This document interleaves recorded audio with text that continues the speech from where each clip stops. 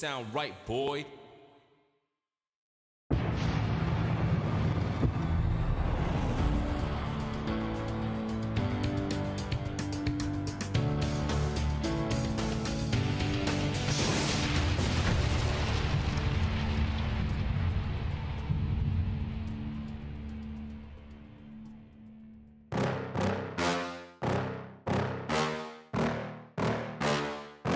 Yeah. Please tell me that I can't, that I won't, that I fail, that I'll never make it out, yeah. Please tell me all the bad, never good, fill my head full of every single doubt, yeah. Please say any negative thoughts, I pop off when I hear people say I cannot. I get off to the thought of proving everyone wrong, I won't stop to the top, so you better back off and get lost. I'ma stay loud, stay proud, never running out, never heading south. I'll be spreading out, call it word of mouth, can't put me down, I'll be getting loud. You can have your doubts, not what I'm about, have your cloud, it be raining now. I keep making sound, go another round, I'm legend bound, can't stop me now.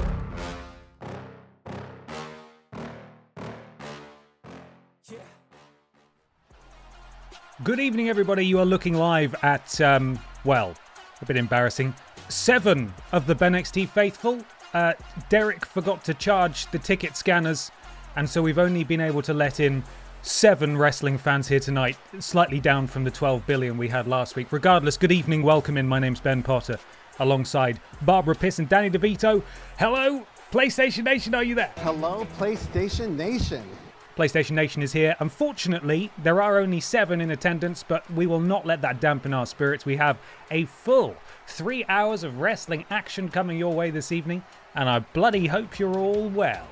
Good evening to you. Radiohead has resubbed, by the way. 12 months, an entire year. Thank you so much. I hope you are well. Welcome in. Hello. How are we? I believe today we're kicking things off with an episode of Pip Down, having concluded BENXT last week.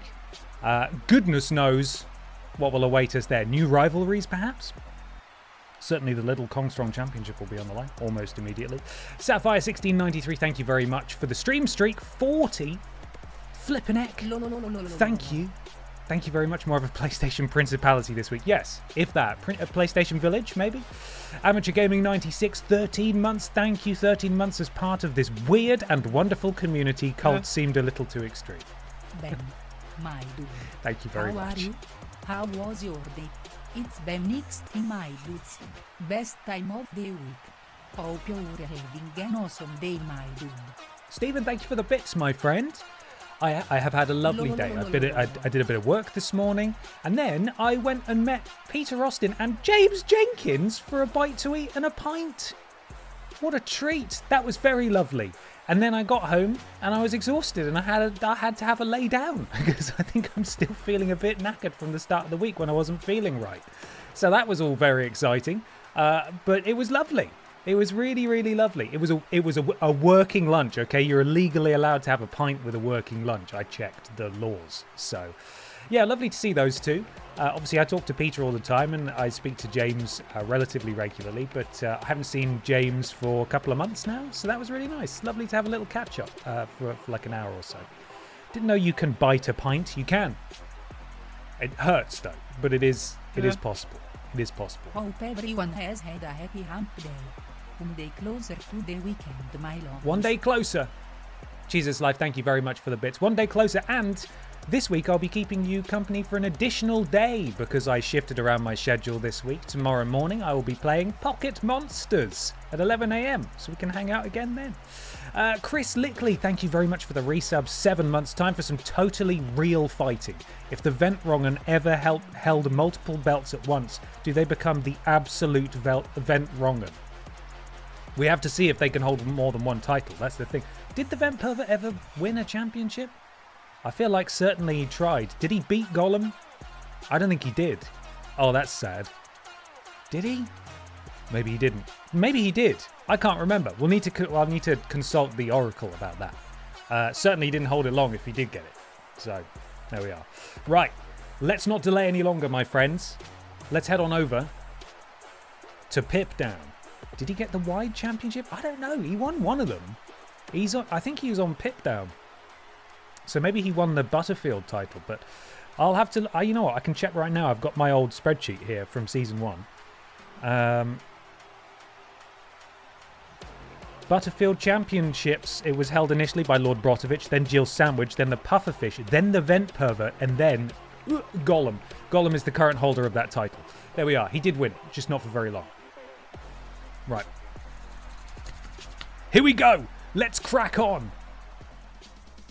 This is where we concluded things last week. Stone Cold Barbara Piss defeating Bobby Babalooni. In fact, this isn't where we concluded last week because they patched in Take-Two CEO Zelnick. Can't remember his first name. He's in the game now. And we had Stone Cold Barbara Piss beat him up for a while, so that was fun. Right, let's see what we've got for Pit Down. Here we go. Commence the festivities. We're kicking off with Simon Villa. Villa? Oh, that's not a good start, is it? If I can't even do consonants right. Simon Miller versus Leon PS1 Kennedy. Piss Jericho goes one-on-one with Danny DeVito. Pippa the Cow and Gollum are having a chat on the microphone. We've got the Dark Picture Pals facing off against Sergeant Pacitti and Pacitti Dust. And in the main event, Jill Sandwich versus Mona Wanks. Oh, we need to cut one of these. Oh, man. I don't know what to get rid of. Probably that one, I think. I want to see that. I want to see that. I want to see that. Definitely want to see that. That's okay. But I don't know about that. Might need to get rid of it. Europa League champion Simon Villa. God. Okay. Are you ready? Stop being mean to Gollum. None of us like him, but the gip noise is a bit much for me. The gip noise. I've never heard the word gip before. I'm assuming that's not some nasty word. It's been held up by the auto mod anyway. Oh no, I didn't edit the bloody show. Edit matches. Here we go. Cut the promo, they are pointless. But it's the start of a rivalry. Here's the thing, it's the start of a rivalry. I want to see where it goes. They might have a match there and then. And also, Pippa showed up for work, which is nice. So I'm electing, unfortunately for Piss Jericho, to cut the undisputed Pit Down men's champion from the show. He'll be fine. He'll be fine. Keep the promo, but cut Gollum. Right, we need to spin a wheel. Where is it? It is the tables match. Here we go. 5-way. It's held it again. It's when you make the throw up noise, a motion without the vomit. You don't like the fake, the gag. I would call that a gagging noise, but I'm sorry if that's upsetting. It is a visceral reaction to Gollum, though. Right. Cut these boys. Now we need to reacquaint ourselves with who the champion is. And it is of course, is it Bonquit? Did Bonquit win? I think Bonquit must have won. Bonquit must be our little champion. Ignore the second attire, that's fine. Here we go. Right, where is it? Where's our wheel? There's our wheel. Who is challenging Bonquit for her Little Kong Strong Championship? Let's get spinning. Could be anyone. It could be Meatface. It's Meatface. Meatface is in. Next, we've got the Winkler. Representing Brot means bread. Let's see what the Winkler brings to the table here. 2 more spaces remain. And they are going to be Jack Anism. There he is. Final slot. Here we go.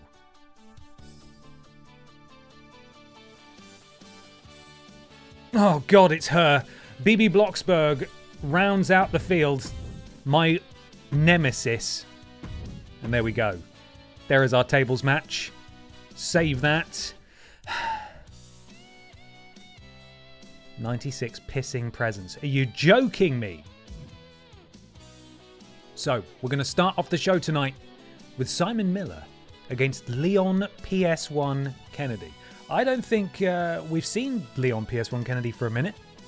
So this is exciting, right? Here we go. Music is cued. Predictions will be live in a moment. You can predict away with those BENXT bucks that you've been accruing. Are you ready? Okay, I will replace. I still need to voice my disdain for Gollum. So instead of gagging, I'll go, ugh. How does that sound? Is that okay? We okay with that? Ugh. Hopefully that's not upsetting. Because what else am I meant to do? He's gross. Stuff like that. How's that? BTJ, 3-stream streak. Thank you very much. Welcome in. I hope you're doing well. Right, let's do it. Misfit Dad, 105 stream streak. Flippin' heck. Thank you so much. Good afternoon to you. Let's do it. First match. We're in parts unknown. Curious. Anybody here from parts unknown? That's where the show is officially taking place tonight.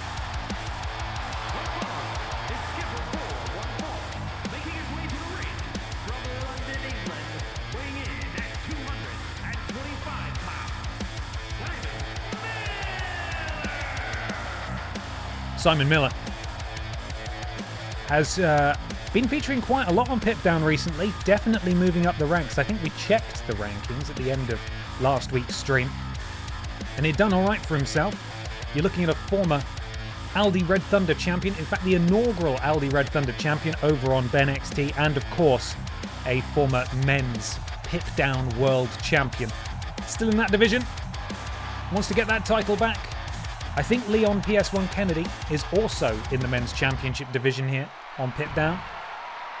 And so as always, a victory tonight against someone else in the division will only mean good things for future opportunities.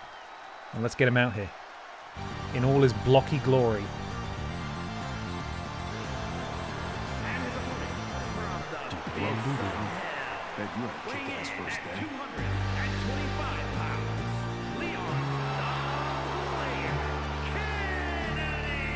Leon Kennedy is here. Looks like more than 7 in the audience banner. The rest AI? No comment. They're just, they're a series of, we've actually employed 10,000 members of crew. Oh, accident in the production truck there. 10,000 members of the crew to hold cardboard cutouts and just wobble them. So from this angle, it looks like there's a lot of people here, but actually the only people who are actually in attendance are directly behind the barricade there. A little bit of camera trickery going on there. Yeah, so there we go. Right, Simon Miller yanks Leon Kennedy's arm, and Leon desperately trying to escape. That is, of course, the arm that he uses for killing zombies in Raccoon City, and Leon manages to get out of the way. Repeated stiff kicks to the hammies. Oh, both men thinking the same thing. Impressive athleticism, but ultimately useless, and it's Leon who drives the face of Simon Miller into the canvas. Whoa, Simon Miller gets out of the way. Big kick to a glancing blow, I should say, to the jaw of Leon Kennedy. And counters back and forth here. Oh, and again, Leon now catches the hand. Here we go. I thought there were people in the rafters and the audience are marionettes. Listen, it works in mysterious ways. Hopefully one day you can all come and catch a show live and you'll be able to see. Although realistically, I'm going to get you holding it. Oh my God, he's got a gun. I'm going to get you guys holding a little cardboard cutout and doing this. So you're going to be working the whole show. But hopefully you'll have fun. Into the cover, Leon Kennedy, Simon Miller down. Kick out at 1. Leon slowly getting to... He's got another gun. Can we... Someone please get rid. Oh, eat defeat from Leon Kennedy. And Leon is within a fingertips grasp of getting his signature. Simon Miller rolls him up. Referee took so long to start counting. How much will we be paid? In exposure. At the end, you'll be in a long list of credits. And it'll say, big thanks. Well chuffed with cardboard cutout wobbling from Cooley Woolley. And that's it. Don't you feel valued? Springboard moonsault. Simon Miller finds Leon Kennedy with that one. Leon does now have his signature. And Simon just boots him in the temple. Simon Miller now got a bit of catching up to do. Both men equally damaged per the HUD. You can't see some of it. I can. Because I've got all the tools. So there. An encounter from Simon Leon took way too long. Way too long. Cardboard wiggling will look good on my CV. I'll even write you a letter of recommendation if you'd like. One of the best cardboard wigglers I have ever had the privilege of working with. Simon Miller looking for some springboard offense potentially. Leon very close to the ropes. Simon catches him flush with that kick into the cover. Here we go. Oh, kick out at 1. Simon Miller very close to his signature now. Leon losing all the momentum that he once had. Although it's not very fair. I think Leon is actually wearing body armor, which could be considered cheating. Simon, sit out spinebuster into the cover. That is Simon's signature maneuver. And Leon just escapes, but Miller now has a finisher. And things could be over very... Oh, a spear from Miller! Simon Miller absolutely clocks Leon PS1 Kennedy with a spear, and that could be it here. He had us worrying there for a minute. But ultimately, Miller did prevail, and quite frankly, the second half of this match was absolutely one-way traffic here. On behalf of Simon Miller, the underdog per the BENXT Bucks wagering. The sit-out powerbomb there, better known as the... And that's okay. Spinebuster, sorry. That's okay, Spinebuster. And then, spear. Look at that. Leon PS1 Kennedy, down for the count. Simone Miller. Big win for this lad here tonight. He continues his march towards, hopefully, another shot at that pit-down, undisputed men's championship. I heard a rumour that pit-down management's starting to lose faith in Piss Jericho, you know. Just a little birdie told me that. I heard they cut him from the show. Pretty embarrassing, isn't it? Doesn't look good for his title reign. Maybe they won't renew his contract or ask him to take a pay cut. Woof. Imagine. Crikey. Up next, we have the Little Kong Strong Championship match. Let me take a photo here of the field for musical purposes. The current champion, Bonquit, is defending against Meatface, the Winkler, Jackanism, and BB Blocksberg. The worst one of the bunch is her nickname there. The worst one of the bunch. Predictions will be live shortly. Big thank you to the mods on deck here tonight. Lord Brotovic, Trailing Badger, Mr. Black. Handling the predictions here. And making sure you all behave yourselves. And also probably hanging out and eating catering, because it's not been a great couple of weeks for the mods. But who knows?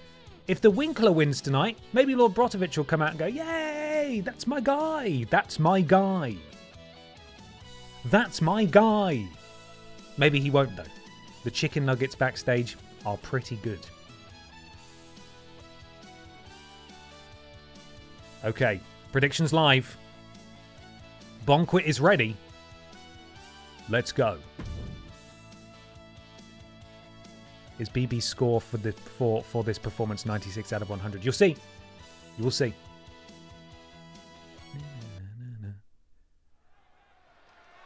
I'm trusting you that she is the worst. If she wins and I haven't bet on her, do I get compensation from you directly? Sure. Yes, you'll need to go through your local ombudsman, or, indeed, woman. Ombudsperson.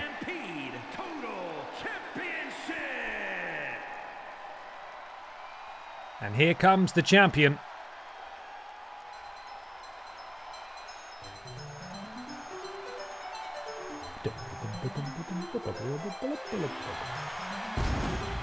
The champion, Bonquit.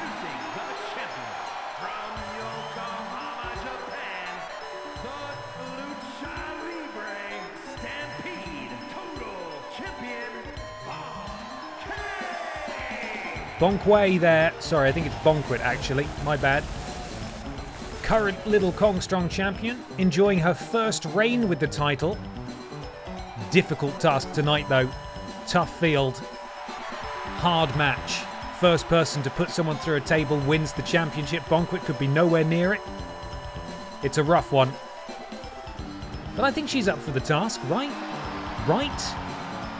Maybe. Let's see. First, though, we've got another one-time Little Kong Strong champion in the meat face.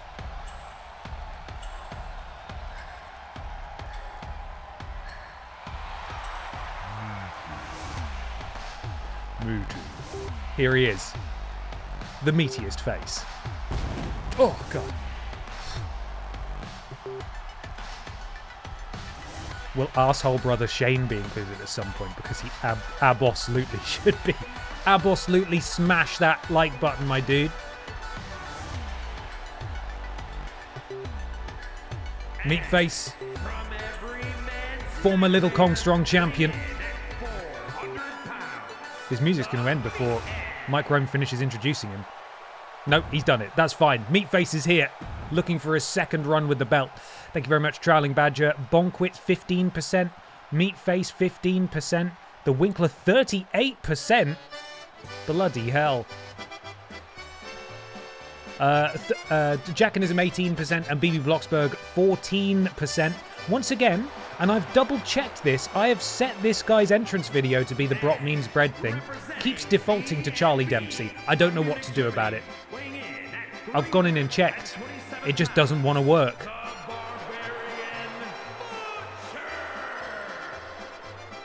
So we'll take it as is.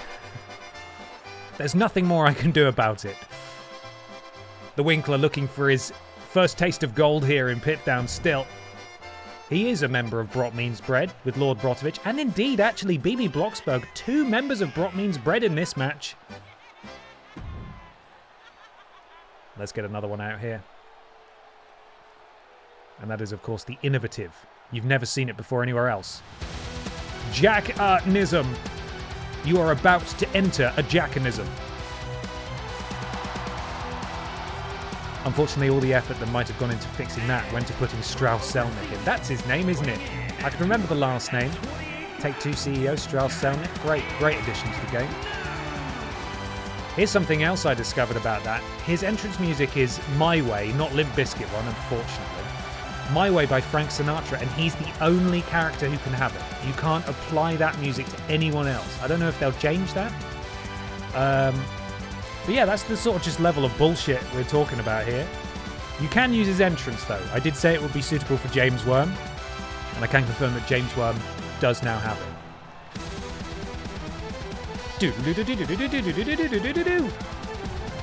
The Pirate is here. Can he finally win a championship?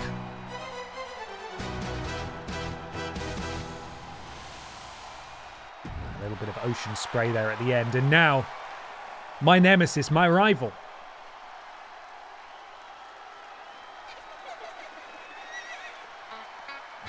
Also, she's got a default, and you know what? I'm just tired of trying to fix this game.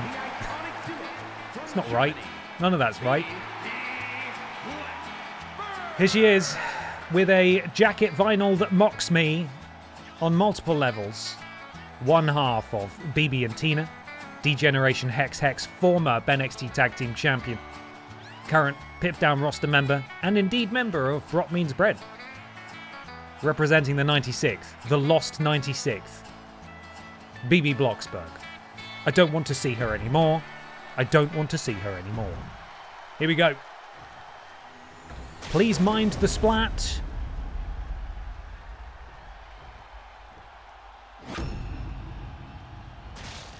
There it is. And we're underway. A reminder of the rules. First person to put someone through a table is the winner. Backbreaker from the Winkler to Jackanism as Meatface hurls BB Bloxberg across the ring. The champion Bonkwit sweeps the legs of the Winkler. Now goes after BB. Several stiff strikes and then, look at that. Elbow across the neck, driving it into the mat. Jackanism, big splash, glancing blow to Meatface. In fact, I think Meatface got out of the way of that. Chat, it is now your mission to ensure that anytime BB is in a match, she gets 96% of your points.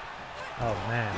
That means whoever bets the 4% is probably going to win massively, crazily. Oh, and a huge boot there. Oh, what's Jackanism doing? Jackanism was patting his bottom there while Bonkwit retrieved the table. She's very focused on the mission here tonight, which is, of course, putting someone through a table. Sometimes they forget. They often forget. A table is in the ring. It is currently not erected. Oh my goodness me. I think BB BB's chest cavity just exploded there on the immense impact from the missile dropkick courtesy of Meatface, who's now being punished by BB's stablemate, the Winkler, taking matters into his own hands. Joey B001, thank you so much for the resub. 12 entire months. Hey Ben and the Thickness, a whole year of wrestles and spooks and other goodness. I'm so glad to have had you along for the ride, Joey. I hope you're well. Thank you very much. BB back in the ring now. No, Bonquit, sorry. Bonquit back in the ring now. Oh, and I think Meatface just attacked BB Blocksberg. That's not great. Oh, and not quite understanding how the match works, perhaps. Jackanism just threw the table at someone, and now he's taking down both Meatface and the Winkler, and Bonquit's up. She's brought her own table in.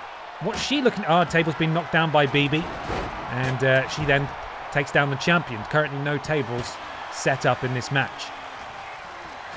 Jackanism, BB able to hop over as Meatface takes it to the champion. And, oh, a little cheeky rabbit punch there from BB. And a bit, look at the power of Meatface. That is meaty there. The Meat Planet division colliding as Meatface able to lift the not insignificant heft of the Winkler up over his head for a delayed vertical suplex. And now Jackanism with the springboard moonsault connecting flush to the torso of Meatface, and side Russian leg sweep from the champion. So many tables in this ring, not a single one set up just yet. BB starting to turn up the heat, perhaps, albeit on the outside. And now Bonquit has a chance of setting up a table again. And she's done it. The Winkler might be her victim. She walks him over. Oh, the Winkler able to power out. Is it the Winkler's time? No, he sends her to the wrong place, and Meatface interrupts. And I tell you what, they're so close to the table that any move here could accidentally put someone through. Let's see what happens. DDT from the Winkler misses. Big boot from Meatface takes down the big German. And now Meatface, oh, walks straight into a back elbow from the champion. Bonquit is taking a lot of time here. That table is set up. There's no one else around. She should really be looking to put an end to this thing, and rather foolishly, she's left the ring. I think Meatface might be in position. I have no idea. Oh, he's managed to escape that one. The Winkler was about to win. We've got a terrible close-up that does not show us what's happening, but it's okay. BB gets back into the ring, and it is, predictably, Jackanism who rolls in and gets the table down again, running DDT from the Winkler to Meatface.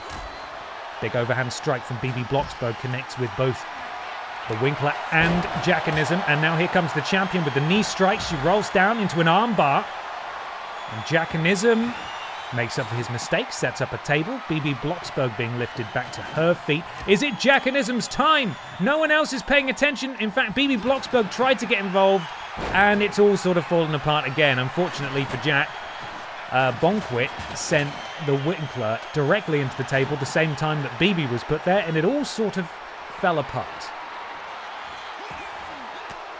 Jackanism powering out on the outside. You see the two Meat Boys and the champion Bonquit. Jackanism, a little bit of moniker. That standing STO up to the top rope. Jackanism, big splash directly into the raised knees though of BB Blocksberg. That's going to take all the wind out of Jackanism's sails. And down come those right hands. Bloody hell, BB Blocksberg not fucking about here, pardon my French. Blocksberg, she's blocking up. She's blocking up. Jackanism in the firing zone, he just swats her aside. Still no table in play here. The Winkler re-emerges with a kendo stick. He hits both of them with it. Jackanism absolutely clocked. And BB Blocksberg, she says, you may be a fellow member of Brock Means Bread, but this is about a championship, my dude. And the Winkler actually saved from BB's wrath by Jackanism, who's got a table, and now it's down again. Brilliant.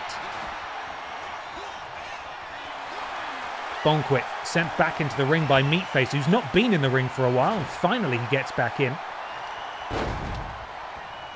We interrupt the action for a brief commercial announcement, that being that the VODs are moving.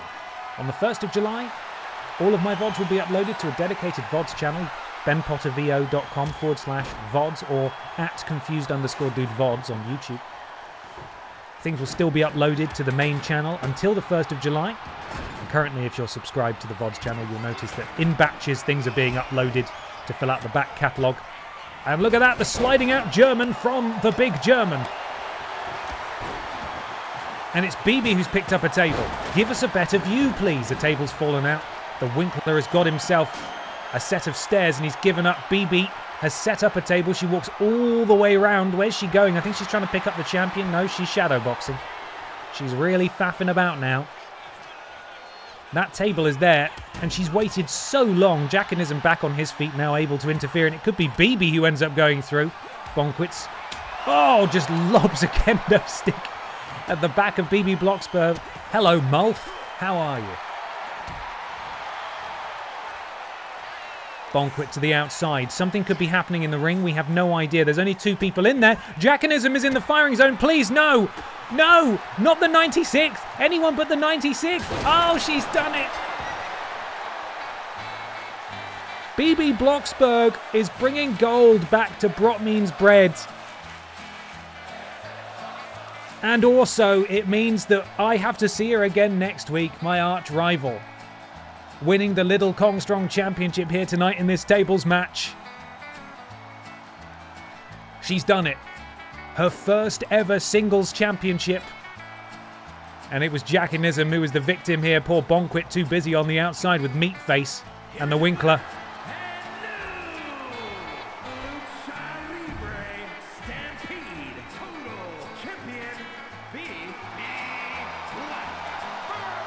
BB Blocksberg wins the big one tonight.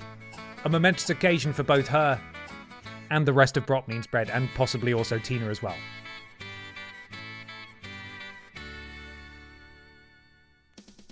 Good music there.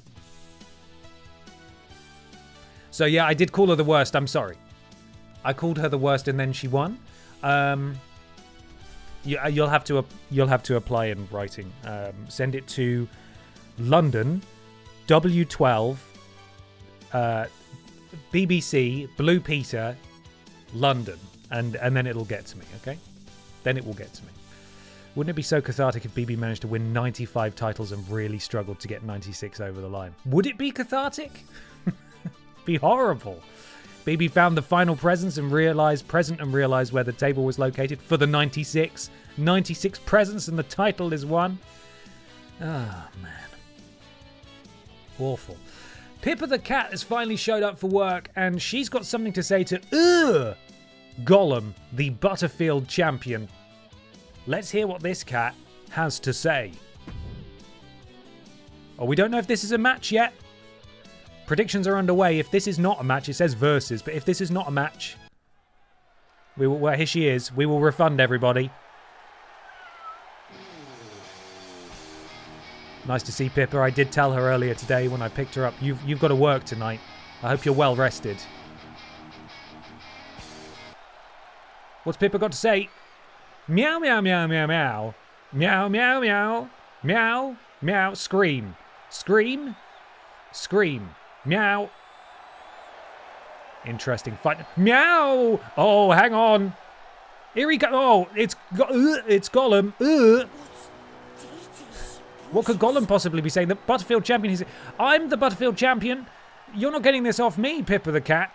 You wanna fight? Then I'll slip, slap, and flip, plop my way down. Oh, okay. He's challenging Pippa to a match. It's gonna be a Falls Count Anywhere match, Pippa. Are you ready? Are you ready? You've got to go wrestle, Pippa. Does she accept? She doesn't want a match. She wants a fight. Meow, meow, meow. Oh, hang on. Oh, and a stiff right paw from Pippa the cat, catching the champion unawares. And this is now a fight. This is not a match, but we will honour the predictions. This is going to be first to a knockout is the winner, not of the championship. So here we go. Watch out. They're both coming into this with lower energy than expected. Big splash from the former Pip Down Women's Champion. Let's have a look at Pippa's bona fides. She's won all sorts of things. Hang on just a second. Pippa the cat, former 2-time BENXT Women's Champion, former 1-time Pip Down Women's Champion, former 1-time Little Kong Strong Champion. Gollum, former Wide Champion, former Little Kong Strong Champion, current Butterfield Champion. Isn't he horrible? Pippa the cat. Hoisted up and slammed down by Gollum, that wretched, disgusting little freak here. As he sits Pippa the cat back up and gets her to a knee. Oh, and just a knee strike under the jaw. And that is absolutely despicable behaviour. Gollum looking more cursed than usual. Every week I feel like he might actually be just sort of biodegrading. He's not looking good these days, but he does hold the championship. Pippa very interested in that. And up onto the shoulders of the champion goes Pippa. Oh my goodness me, face first into the canvas. And this is not looking good for Pippa the cat. Despite her coming out here and calling out Gollum, it appears that this may not have been the soundest strategy for poor Pippa the cat. Hello, Shy Bees, welcome. But Pippa now with the counter, and now Gollum countering again. Elbows to the midsection, misses wildly with that chop. Pippa the cat sends Gollum into the ropes. Oh, straight over the top. Tell you what, if this was the Aldi Red Thunder Battle Royal, she would have eliminated Gollum there, but not so, and Gollum taking full advantage of Pippa the cat, perhaps not expecting him to be laying in wait. Side Russian leg sweep from Gollum, and Gollum back on top now. Oh no. They need a match on a volcano so Pippa can dump him in. He is horrible, and he does love to hang out in volcanoes, confirmed. Gollum stalking Pippa on the outside. Pippa out the way. Oh, she does a backflip off his chest, and then Gollum gets out of the way, but Pippa able to reconnect, sends the Butterfield champion ribs first into the stairs. Isn't he horrible? Isn't he the worst thing you've ever seen? Pippa just standing on top of him, and then a stomp for good measure. Surprised her paws didn't just go straight through him. His weird little bird rib cage. Terrible. Absolutely terrible. Now rubbing his face into the canvas. Elbow drop too. Pippa has used an awful lot of her blue signature bar here in order to escape the various attack attempts by Gollum, although Gollum's not that much further ahead, I will say. Oh, look at that from Pippa. We got a terrible angle of it, but she manages to connect with that diving head scissors. And Pippa is looking to get him back in the ring. No, counter from Gollum. Elbows, repeated elbows to the tum-tum. And there goes Pippa. She tumbles to the floor. And I believe weapons are allowed in this match. They can even use those microphones they came into the ring with. And so there we go. And Gollum. Oh, Pippa able to power out. Oh, and delivers a neck breaker of her own, and that was gnarly. I can hear Pippa making chirping noises. I don't know where she... Here she is. You're wrestling. What are you doing? Come here. What are you doing to Gollum? What are you doing to him? What's going on? Yeah? What are you doing? Are you winning? You're doing something. You're being very patient with me, I'll tell you that much. No, you're being very patient. Right, let's watch the show. Look, let's watch the show together. No? You don't want to... You're in it, I suppose, so... Diving crossbody from Gollum, Pippa. How do you feel about that? Can we get a comment? No, she's got to go see the trainer. I think she was quite severely injured there on the crossbody, so she's going to go and get some medical attention. It appears the Butterfield Championship is in the ring as well. I completely missed that. You can see Brian Butterfield's face in the centre of the pit down logo. Gollum has his finisher. This is not looking good for Pippa the cat. Hopefully Pippa can get a counter in here. I can't remember what this wretched freak's finisher is, but I'm sure we're about to find out as he sends her directly into that turnbuckle pad and the German suplex with the release. Pippa, though, does now have her signature. Gollum up to the middle rope. Look out, he does weird flip things. Look out, Pippa. He's up to the middle rope. Pippa stumbling back to... Oh, and she eats her foot as well. He connects with the diving crossbody. Pippa still down. Gollum looking for some springboard offense, beckoning for Pippa to get back to her feet. Up he goes. Oh, and Pippa sidesteps, and then a basement drop kick from Pippa. Pippa now in control. Signature and finisher ready to go. Could the former women's champion pull out a victory here tonight over the Butterfield champion? Isn't he horrid?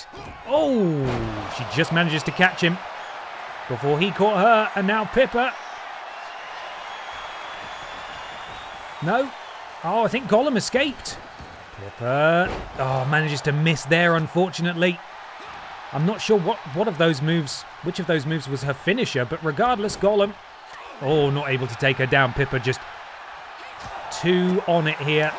The chops and the strikes from Pippa the Cat. Gollum ducks out the way, boots the midsection, putting some separation in. And now I think these two are just going to clobber each other. Big chop from the Butterfield champion. Big overhand strike from Pippa.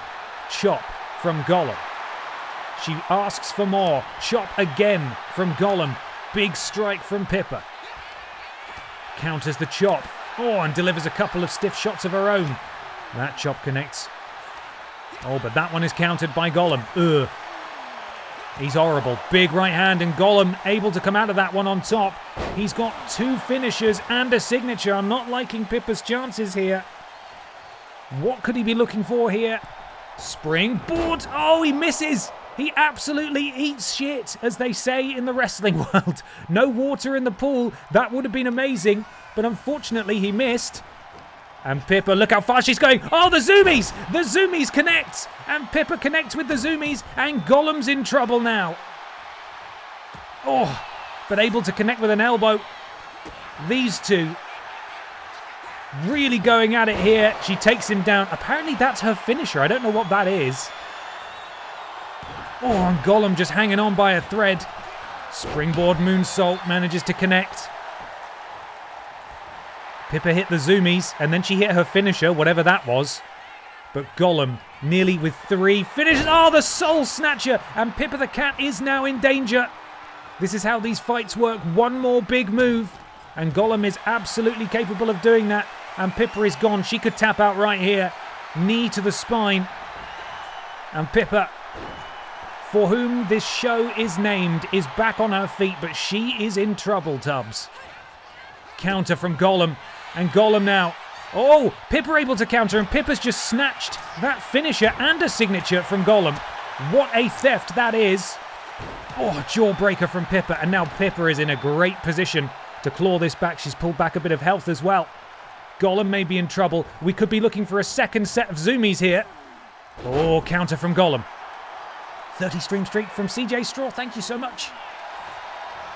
And Gollum might be looking to put the exclamation point on this match. He needs to hit two big moves, though, and he has two finishers. So is well ready to do it. Pippa with the counter. Pippa grabs a hold. Look at her go. Impressive Lucha Libre stylings there from My Cat. And Pippa dragging Gollum into position right in the centre of the ring. What is she looking to do? Just steps on him. And then, oh, the standing moonsault. Very impressive. She's done that to me plenty of times when I'm trying to go to sleep. So that move is very apropos. Gollum with the headbutt.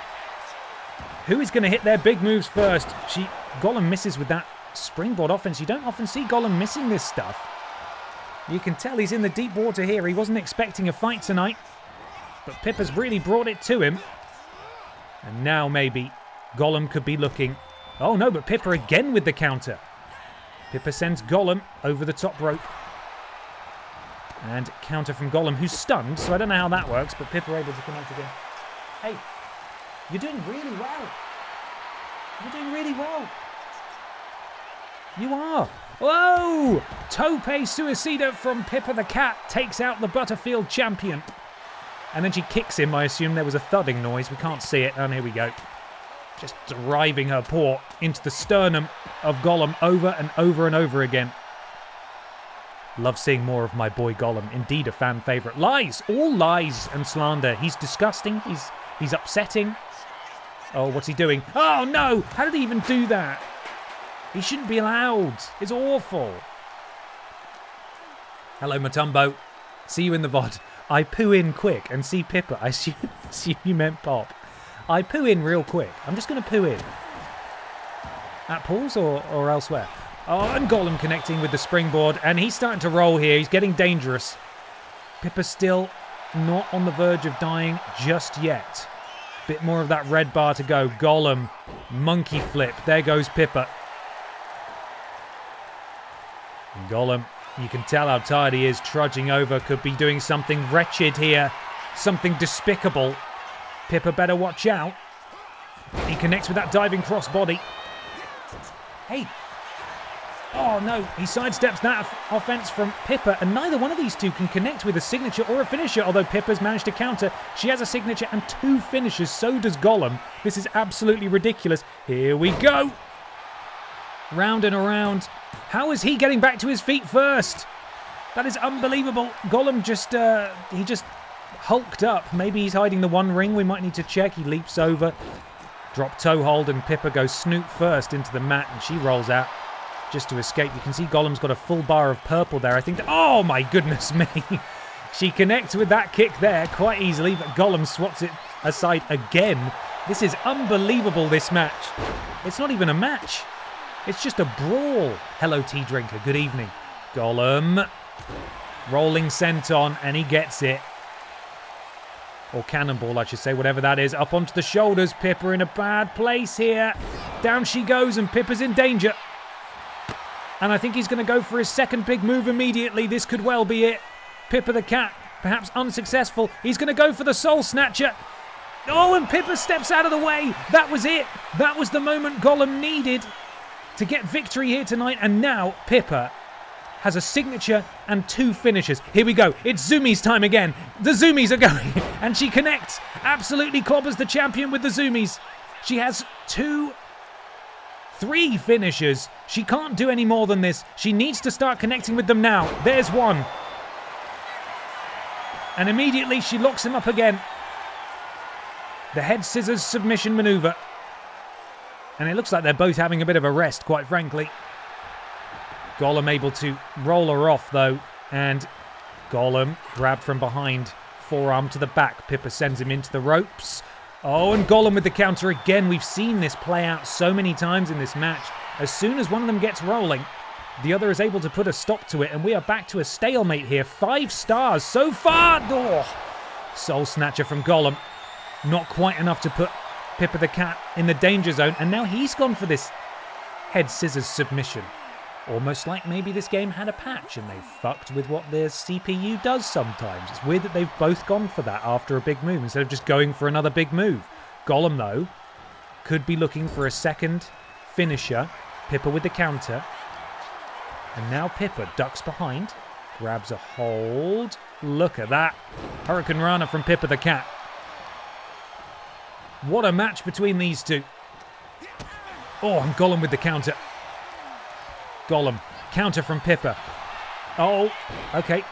I thought she was doing something stupid there, but she was doing something amazing. That's fine. Gollum down. Pippa to the second rope.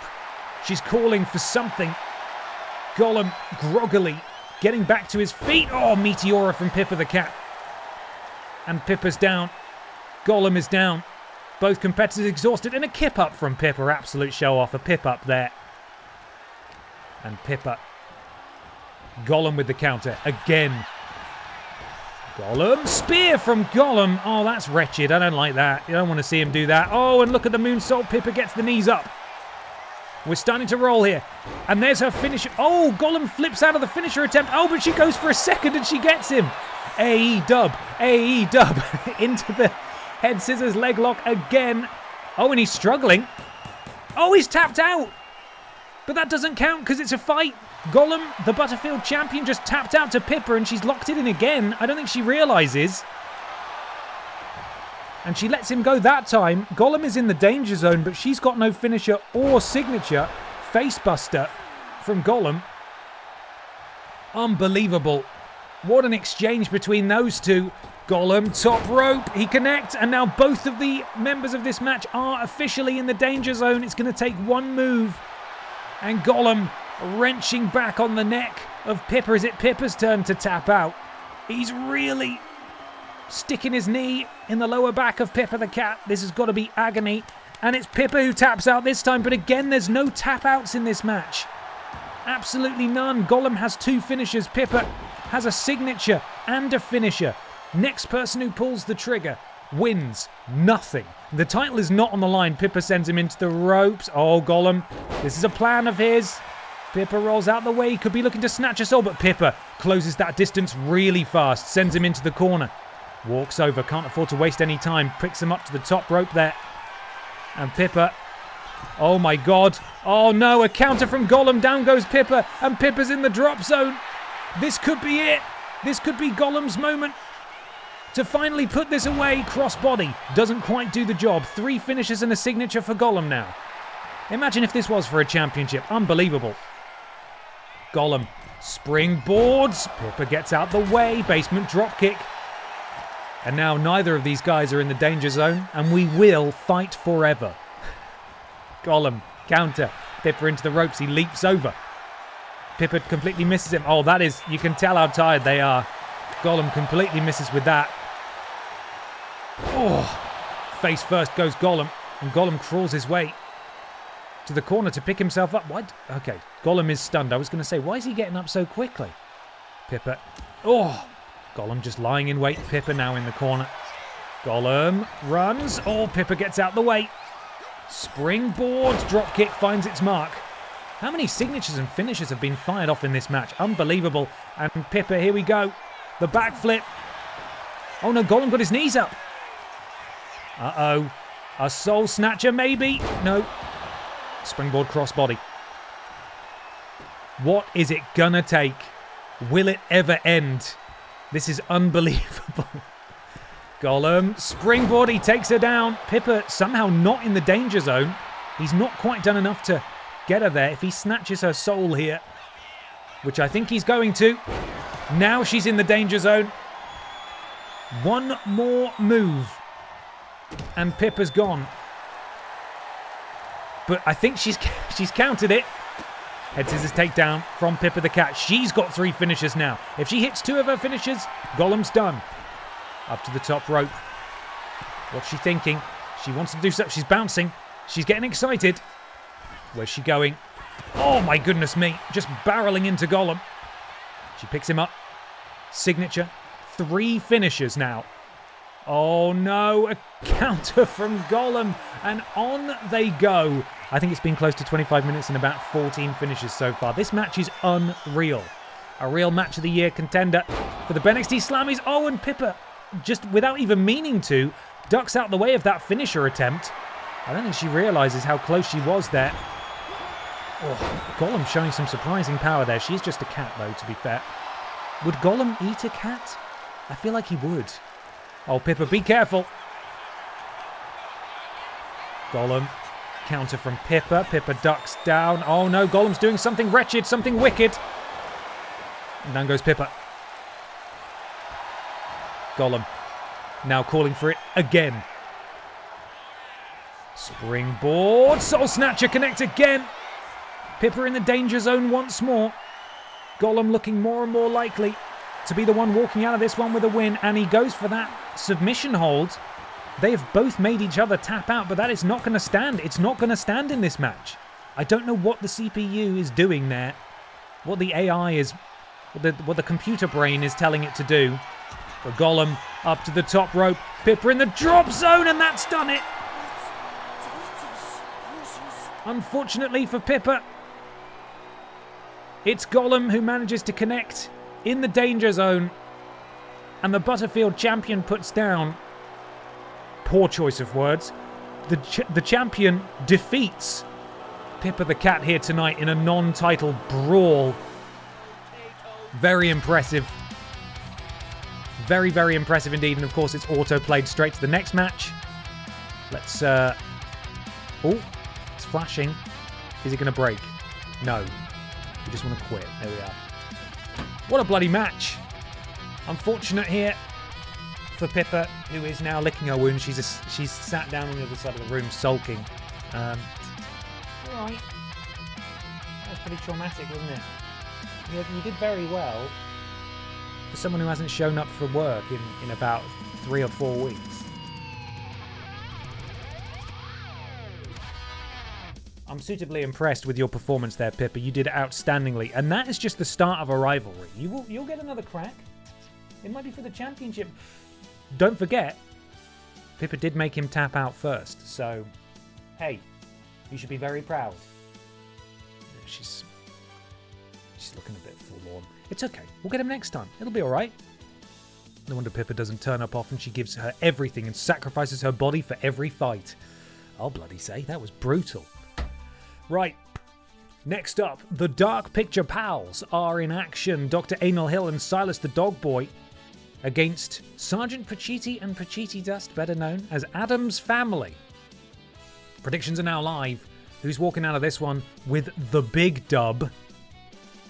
Turn up those speakers because we haven't heard from the Dark Picture Pals for a couple of weeks. It's time to listen to that amazing theme tune once again. Here we go. Wager those BENXT bucks. Let's do it.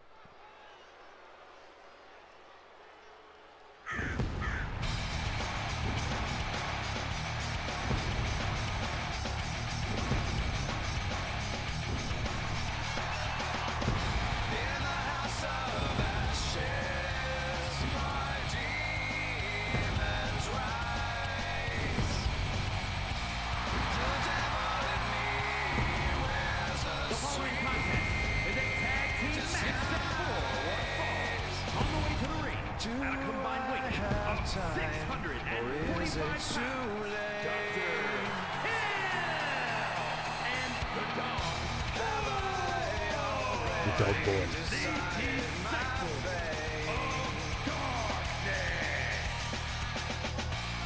One-time BENXT Tag Team Champions here. Both Silas the Dog Boy. Actually, no, just Silas the Dog Boy, former Little Kong Strong champion. Don't know about the others. Dr. Hill, a former Aldi Red Thunder champion.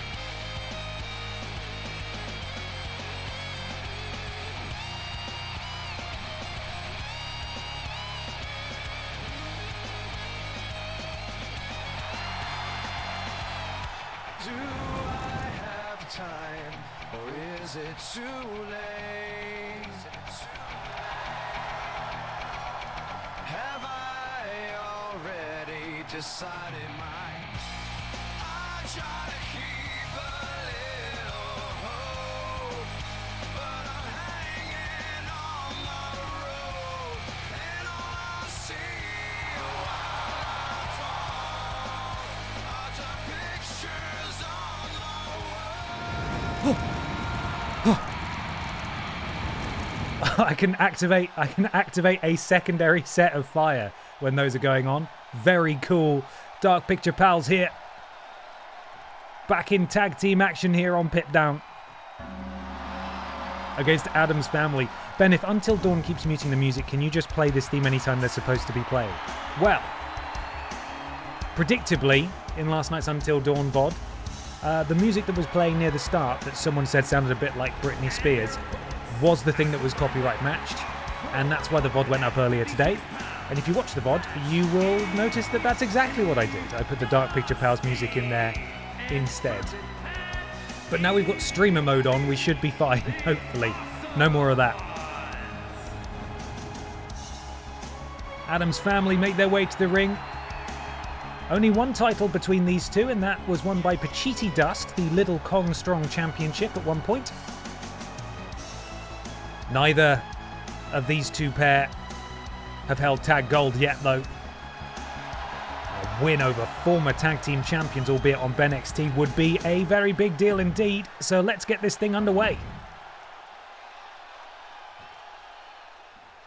Dr. Anal Hill starting things off for the Dark Picture Pals. Sergeant Pachiti for Adam's Family.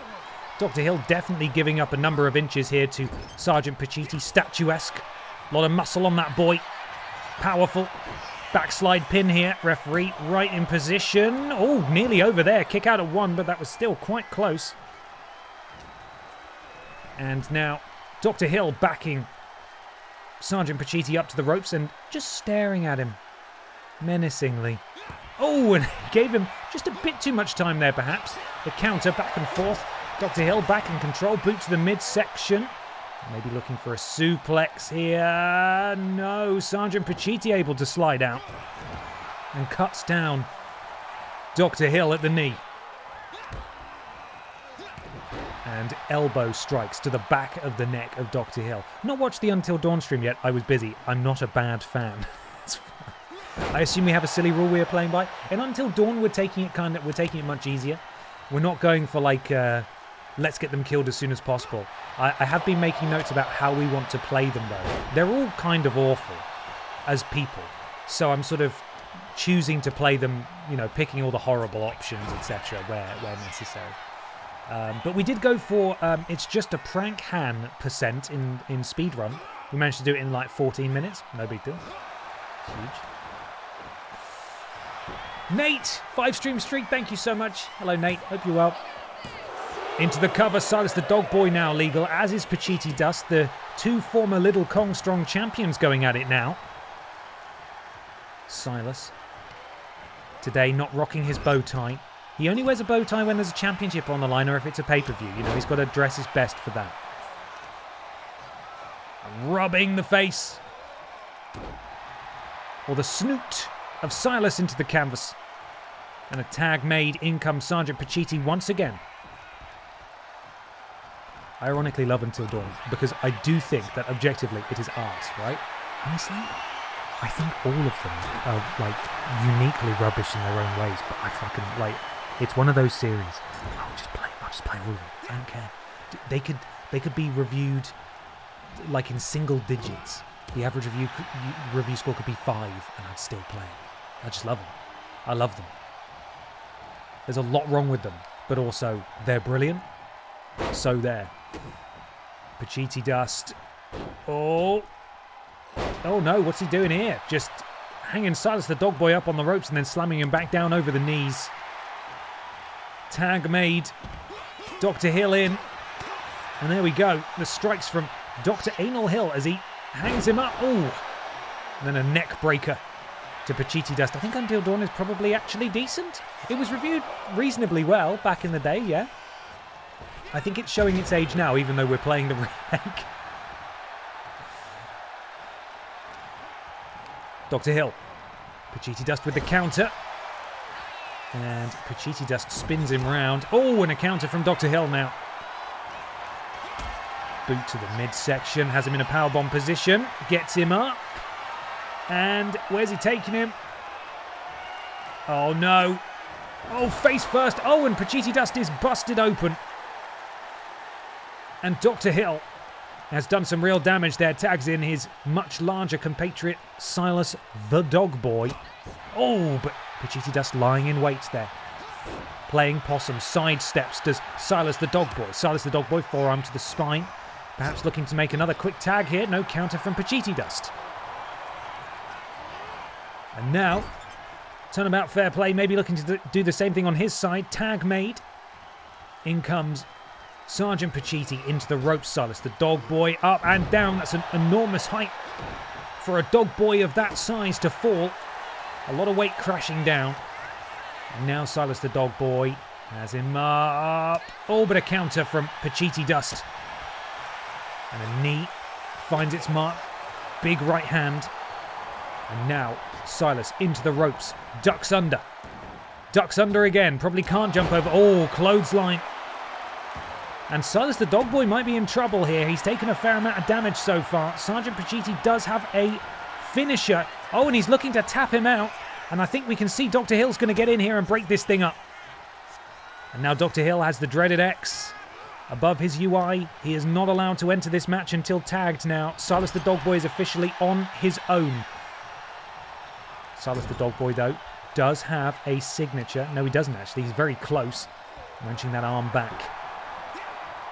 Just a shadow box. I think I heard Silas the Dog Boy make more of a boy noise there than a dog noise, which was a bit alarming. Silas gets him back to his feet. Kicks him in the tum-tum. Powerbomb position. This is exactly what his tag team partner did to Pachiti Dust to bust him open. Oh, but he does it a few steps away from the turnbuckle instead. And now, tag made. The X is reset. In comes Dr. Hill, who does have a signature. And Sergeant Pachiti is the least damaged person in this match. He's not taken too much offense so far. Pachiti Dust definitely the more hurt of the two. These two collide. Kind of embarrassing. Oh, and a choke slam from Dr. Hill. Taking a page out of Silas's book. Hello, Batman fan Drew. How are you? Oh, the cattle mutilation. Submission here On a rope break, Sergeant Pacitti with those rangy legs able to touch the bottom rope. And the referee will break it up. Dr. Hill. Oh no, I think Dr. Hill was going for his signature here, but Sergeant Pacitti has been able to counter it. And we are back to step one here for Dr. Hill, who ducks out the way of that. Sergeant Pacitti didn't quite steal enough of that signature to get a full signature, but he's very close. Dr. Hill, oh, that is embarrassing. That is not what he wanted to do at all. And we got a close-up on the shiny golden buttocks of Pacitti Dust. Tag surely about to be made here. And now legal once more is the shiny golden one. Oh, a double team maneuver from Adam's family. On a rake to the back. Perhaps Pacitti Dust feels threatened by the golden styling of the back of the waistcoat of Dr. Hill. Another quick tag made. And here we go. Assisted flying shoulder tackle. And Dr. Hill now not looking too good. Dark Picture Pals perhaps a little out of sorts here. Into the cover. Silas the Dog Boy will break it up. And now Silas the Dog Boy not allowed to interfere. Sergeant Pacitti has a finisher. And quite frankly, this could be all over. If Dr. Hill gets hit with a finisher, Silas the Dog Boy can only watch on. Counter from Dr. Hill, though. He's a bit out of sorts, I'll say that much. What's he looking to do? Oh, no! Just hanging him. And he releases it mercifully. I don't think we want to see anyone die here tonight. Least of all, Sergeant Pacitti. And now looking to reset that red X as he slowly walks over. If he can make this tag, which he does, we're all good. And what kind of sort of tag team offense can we expect here? Oh my goodness me, electric chair position. This is going to be horrible. Not from that height, surely. Oh my God. A DDT from on top of the shoulders, and Sergeant Pacitti. Oh, Silas the Dog Boy couldn't quite prevent that tag. Oh no. But he absolutely launches Pacitti Dust across the ring. And Silas, tactical error here. Oh no, okay, I thought he was going for Sergeant Pacitti again, but Pacitti Dust is the legal man and he's biting and clawing at the face of Pacitti Dust. Oh, that is horrible. And Pacitti Dust able to throw him off. That open wound on the head of Pacitti Dust into the cover. Silas the Dog Boy going for the victory. Kick out at 2. And Silas now has a finisher. Dr. Hill very close to a finisher himself. Counter from Pacitti Dust. Rolls him up. Referee there. Not like this. Kick out at 1. And Pacitti Dust gingerly making his way over. Tag made. Sergeant Pacitti coming back in. Sergeant Pacitti still with a finisher. Oh, he absolutely clobbers the Dog Boy. Silas back to his feet, by which I mean paws. Oh no. We could be looking at a tag team finisher here if Sergeant Pacitti deems it necessary. No, he turns him around. Oh, counter from Silas. Took too long. And Silas says no thanks. Oh no, he's going back in. And he misses. Took too long. Sergeant Pacitti, big uppercut. Dog Boy, able to connect first. Counter from Sergeant Pacitti. Both of these men have a finisher. But Silas the Dog Boy is stunned. And I think Sergeant Pacitti may now be going for a tag team finisher. No, he's not. Splash into a delayed slam. The power of Pacitti on full display here. The former BENXT tag team champions not in a good spot right now. They've not really got going here on the pit down roster. A win here tonight would be huge for them. And Silas may be again looking for this big running splash. No, he makes the good tactical decision, tags out. Dr. Hill will come in instead. And he's not done. Here he comes again. Big clothesline. Down goes Sergeant Pacitti. Oh, he's back up. Ducks out the way. Dr. Hill, though, the faster man, able to connect first. Oh, counter from Pacitti. Up. Oh, and down. The back suplex. That was very high angle. Right on the back of the neck and the upper shoulders. Tag made. In comes Pacitti Dust again. Dr. Hill connects first. Referee very nearly got squashed there. Tag made. In comes Silas. Silas. Oh, look at that. The tag team offense. I feel like the matches are lasting a bit longer today, except for Silas.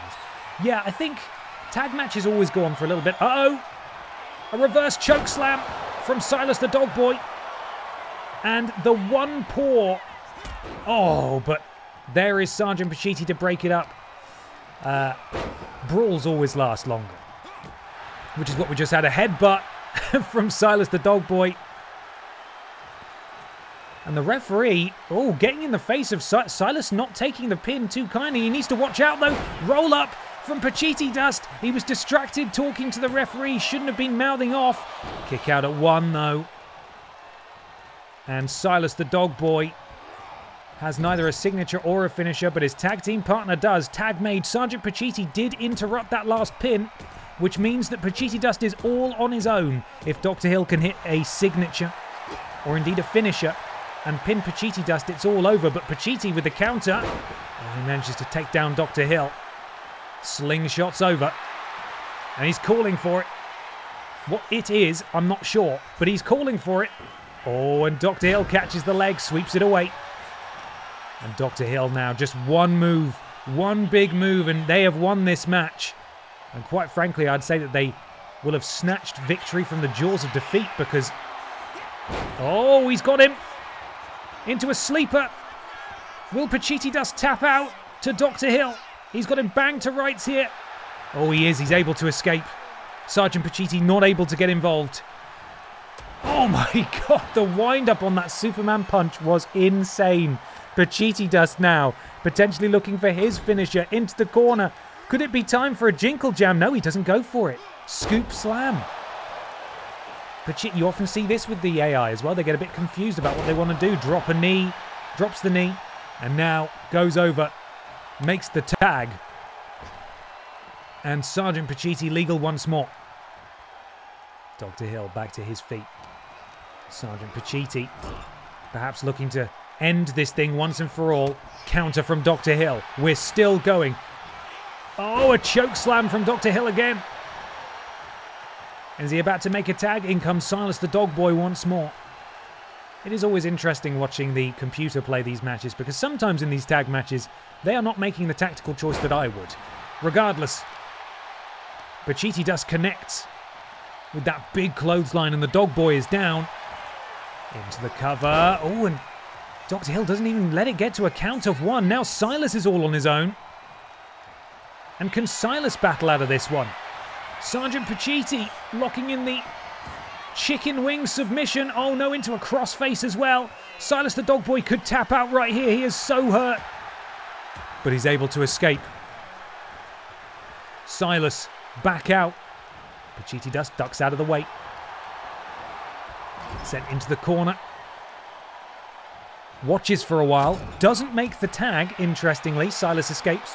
Whoa, my God. Near enough sends him into the first row. Now, I do love the sliders that I've added because I think they're really good for singles matches. But for tag matches, bloody hell, they really go on. I wish there were separate sliders we could apply. Regardless, the Dark Picture Pals punishing Sergeant Pacitti in the corner. Good evening, Death. How are you? And Dr. Hill has him up on his... Not the tombstone pile driver. Oh, my God. Sergeant Pacitti is dead. He's got to be dead. And Pacitti just misses with the attempted pin breakup. Not with the second one, though. And Dr. Hill needs to hit a second one right now. He's got the maneuvers for it. He's not doing it, though. Silas the Dog Boy could go for a second cover right now. All the way stepping through. Sergeant Pacitti. Oh, no. He's biting at his face again. We saw him do this to Pacitti Dust too. Just biting and clawing at the face of Sergeant Pacitti. And is that going to be enough to put this match to bed? Pacitti Dust cannot come in to break this up. Where's he going? Middle rope. Leg drop. Put it to bed. Put it to bed. He's doing it again. He's playing with his food. He really needs to just pin him, and he's not doing it. Boot to the midsection. Powerbomb. Sends him up and over again. The crowd are on their feet. They're going crazy. And up onto the shoulders now. Really, you are taking too long here, my man. Oh, look at that. What is he doing? Just pin him. I don't know what they're doing. And Dr. Hill Maybe looking for a second tombstone pile driver. Counter. And this is exactly what they should have avoided. It should have been over ages ago. Sergeant Pacitti back in control now. And he's going to go over and he's going to make a tag. And then this whole circus continues again. In comes Pacitti Dust. The AI are going mental. Why are they not finishing this thing?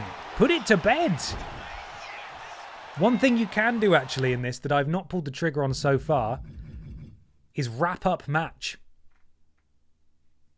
This might be a rule that we could introduce. If a match goes longer than, should we say 15 minutes, maybe 20 minutes, if you click that, it's basically first finisher wins. These guys will immediately go for their finisher and go for the pin.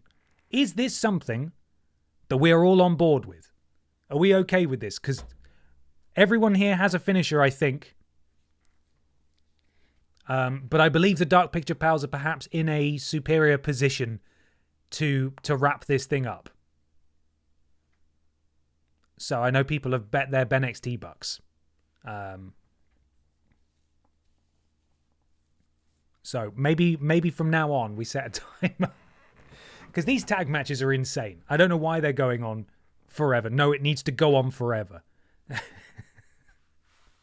Okay, on this occasion, we're wrapping up. Let's see what actually happens here. Superstars will gain bonuses and push to end the match as soon as possible with this option, and you will not be able to assign controllers.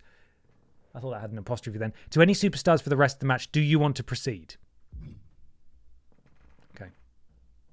We're not stopping until someone dies. Someone might die now. I'm gonna press the button. All right, we're gonna wrap this thing up. I want a team if my team loses. A refund, sorry, if my team loses. Okay, here we go. Tag made. Size the dog boy in. Oh, what's he doing? What is he doing? That's weird. That's a weird move. Dog boy has 2 finishes. Pacitti Dust has 1. And Size the dog boy has him up again in a powerbomb position. He keeps doing the same move and he's gone for it again. Wrap up my ass. Pacitti Dust is stunned. They're not wrapping up. What are they doing?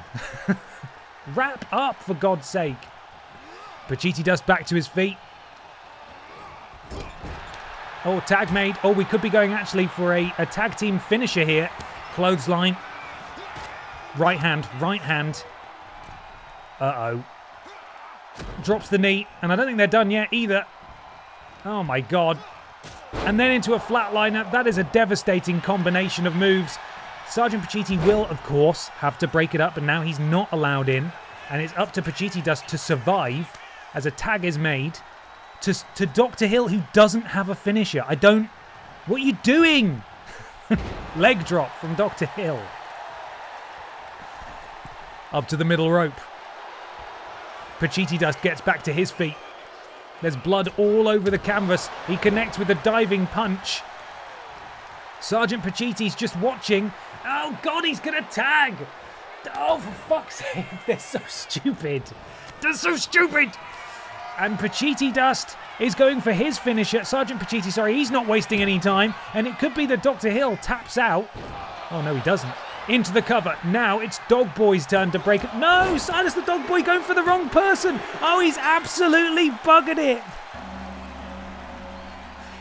Silas has absolutely screwed the pooch there.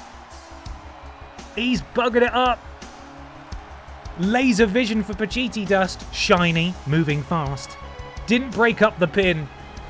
And Adam's family defeat the former BENXT Tag Team Champions in a match that, quite frankly, should have been over 6 years ago. Here are your winners. Unfortunate. An unfortunate end there for the Dark Picture Pals. But a huge win for Adam's family. And from now on, I'm going to keep a timer. Yeah? Because I keep forgetting that wrap-up function is there. Hard to tell if it actually worked. And the singles matches don't tend to be too bad in terms of duration, but certainly. Bloody hell. That one went on, didn't it? AI can counter forever, but somehow don't know the difference between who's pinning or not. I suppose if they were infallible and they were perfect, it really would go on forever. But still, it had to end at some point, and it's Adam's family who are successful here tonight. We're moving on now, though, finally, to our main event. Jill Sandwich takes on Mona Wanks. A first-time matchup here.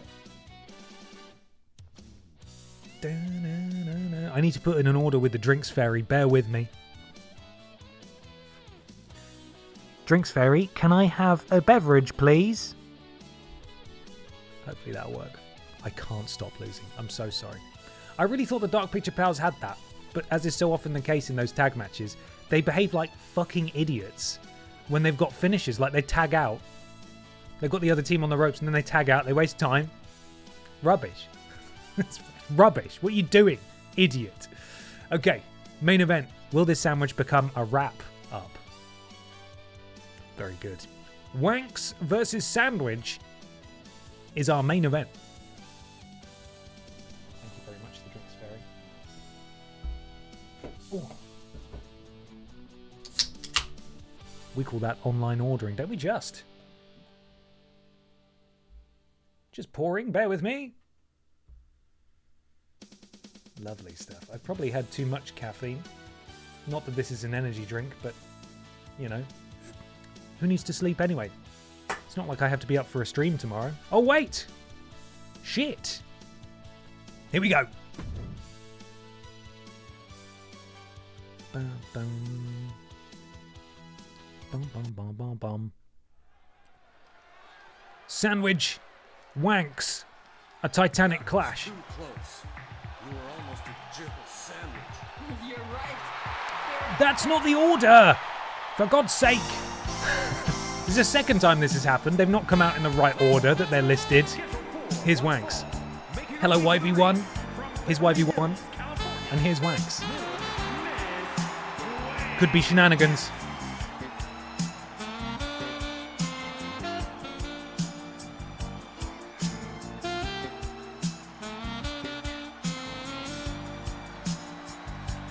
Such a cool shirt indeed.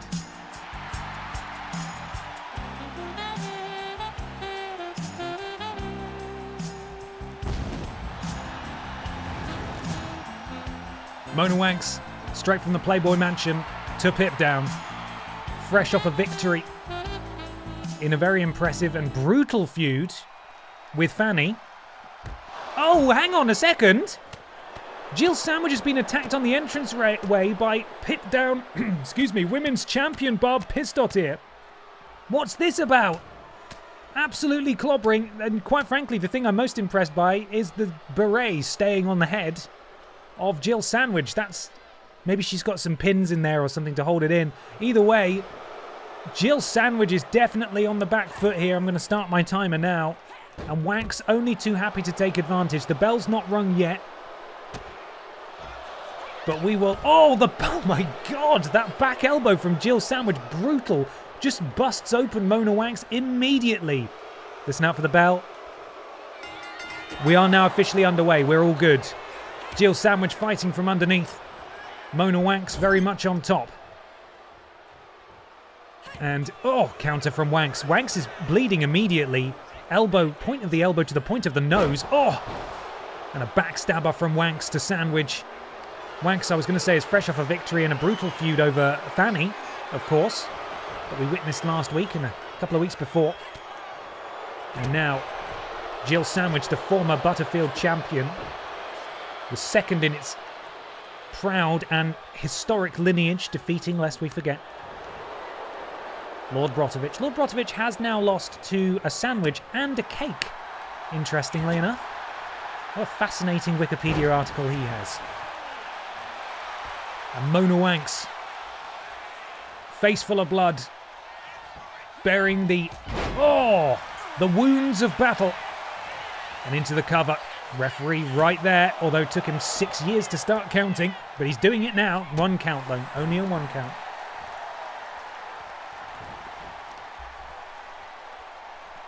Need I remind you, Ben, what means bread?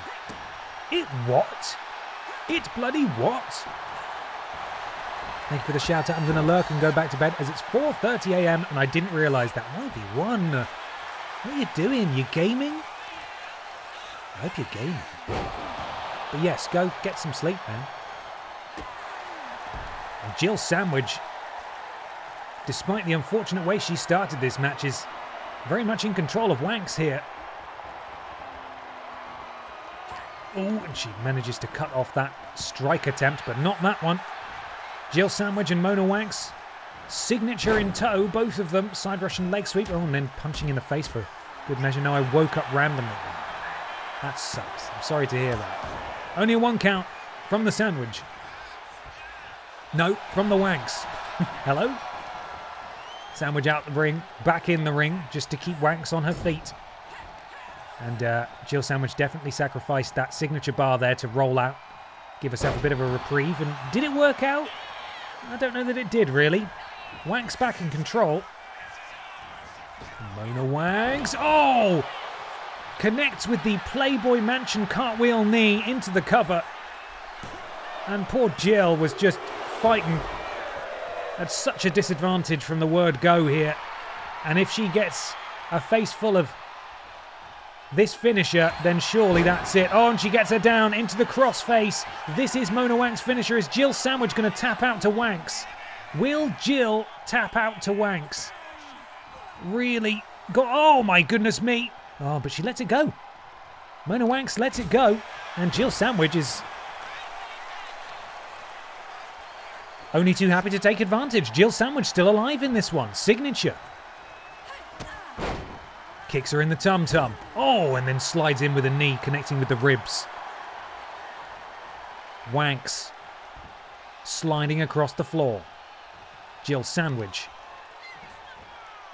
has her exactly where she wants her. Oh my God, the knee to the temple. And she could be going for the Master of Unlocking now. Her finishing maneuver. And there it is. The Master of Unlocking. Is this enough to put WENXT down? Could this be it? No. WENXT is still alive. You hear a half-hearted women's wrestling chant there from Only Men. But God bless them, they're trying. As WENXT continues to punish Jill Sandwich. WENXT a good way towards a signature now. And up to the top rope. What's WENXT looking to do? WENXT diving crossbody. And Jill Sandwich again, I feel like maybe has fired off her best shots. And now scoops up the Sandwich. Oh, and she busts open Jill Sandwich. Both competitors in this match now busted open. And then kicks her in the face as well. What a war between these two women here in our main event. So Mona WENXT all the way round. Fantastic. And WENXT now perhaps looking for the Playboy Mansion for a second time.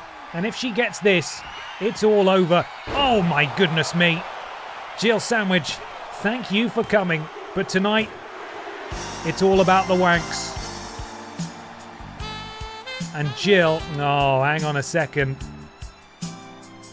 The Pip Down Women's Champion out here again to rub it in the face of Jill Sandwich, who, let's be honest, never really stood a chance here.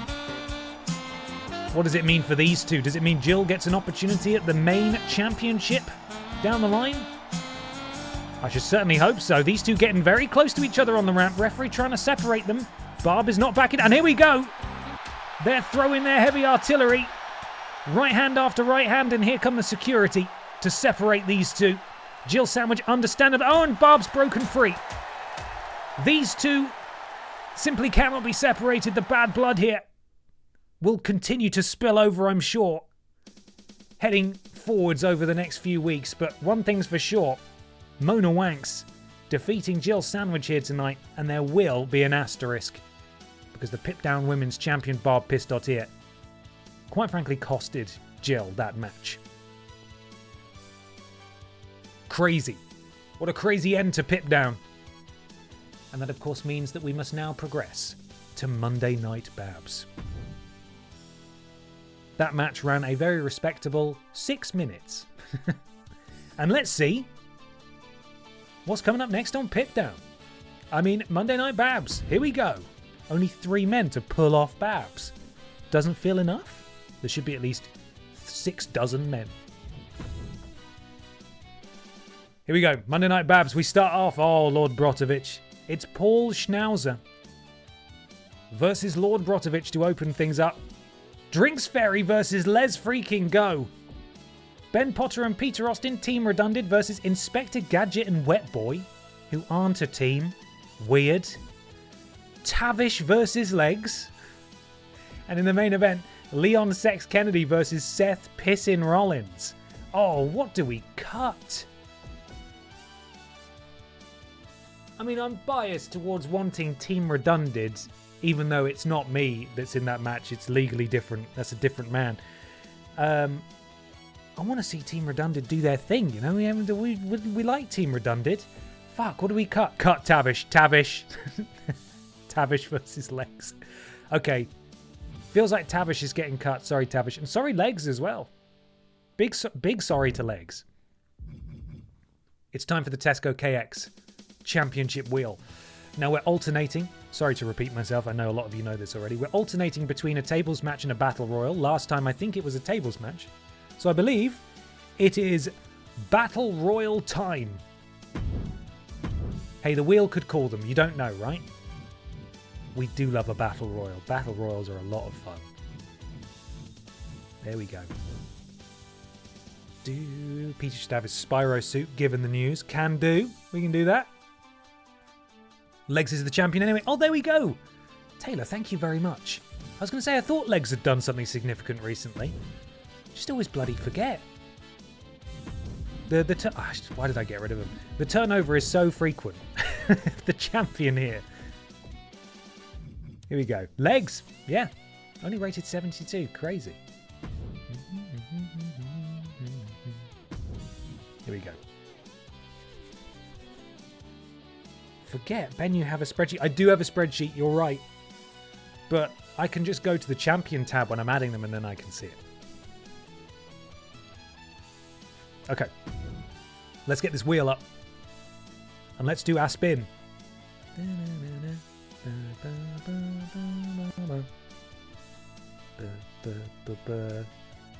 That's right. On the same page. Crazy. Let's go!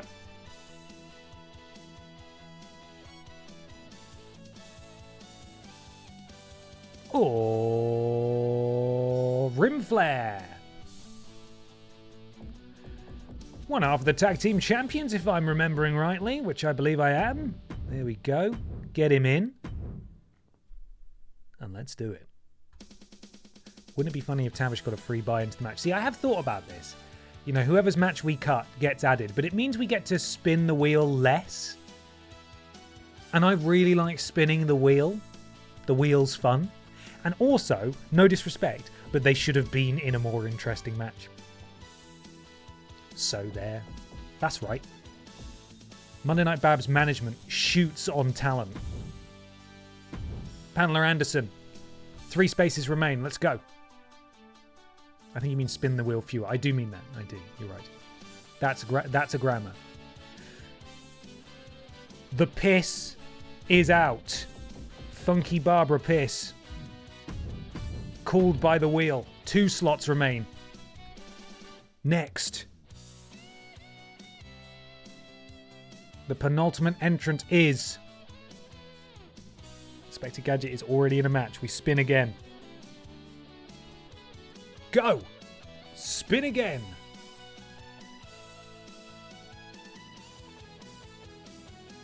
It's Santino Marella. Lol. Get out of here, Santino. And the final slot goes to...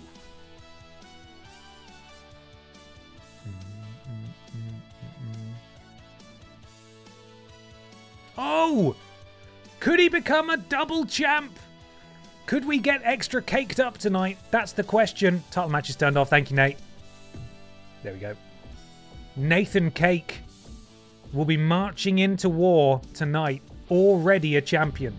There's an opportunity here for us to walk out of this match with 2 double champions, that being Rim Flare and Nathan Cake. There we go. Let's do this thing. Save it. You know what? Save it. We're starting with Schnauzer versus Brotovic.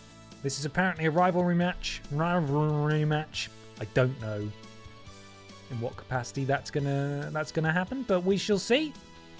There could be shenanigans. Please predict irresponsibly, all right? Please. Schnauzer. Schnauzer.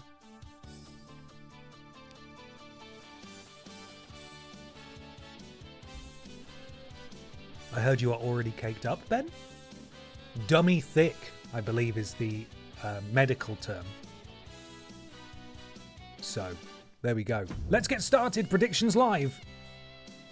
Wager those bucks, my dudes.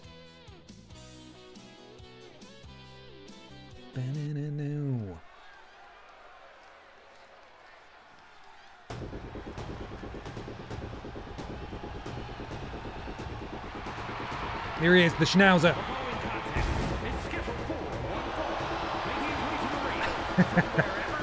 He's the crowd's least favourite. And it does look like he's had a little pants accident on the back there. Poking through his shorts. Let's see if we can get a better view. There it is, look. Paul Schnauzer has pooed himself. Confirmed. That's why he's so cross. He has had an accident. Oh, God, in he goes. I don't know how to reset the camera. There we go. And he's going to get out and he's going to yell at a child. And that's a full-grown adult this week. Oh, God. No, yeah, there he is. There's the adult he's yelling at. Paul Schnauzer. Been on a bit of a run of form recently. We barely saw him in BENXT Season 1. Feels like we've seen him quite a lot in Season 2, which is nice. Makes a change. I mean, he is problematic as hell. But tonight he's going up against the leader of Brot Means Bread. The inaugural PlayStation Nation champion, Lord Brotovic.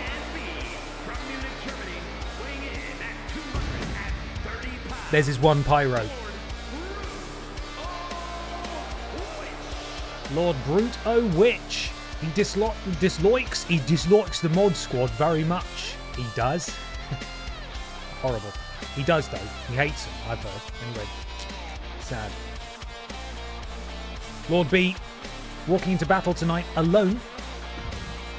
We'll see if there are shenanigans, though. There's every chance that there are.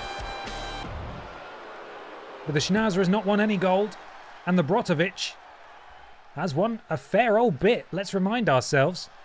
Of course, most recently, PlayStation Nation champion. Former Butterfield champion as well.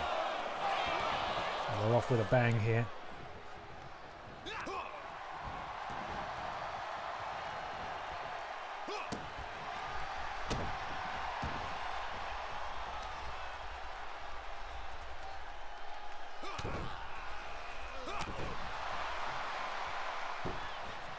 And Paul Schnauzer really taking it to LB here, the battle of the chest hair, and out rolls Schnauzer. Both men in similar gear, actually.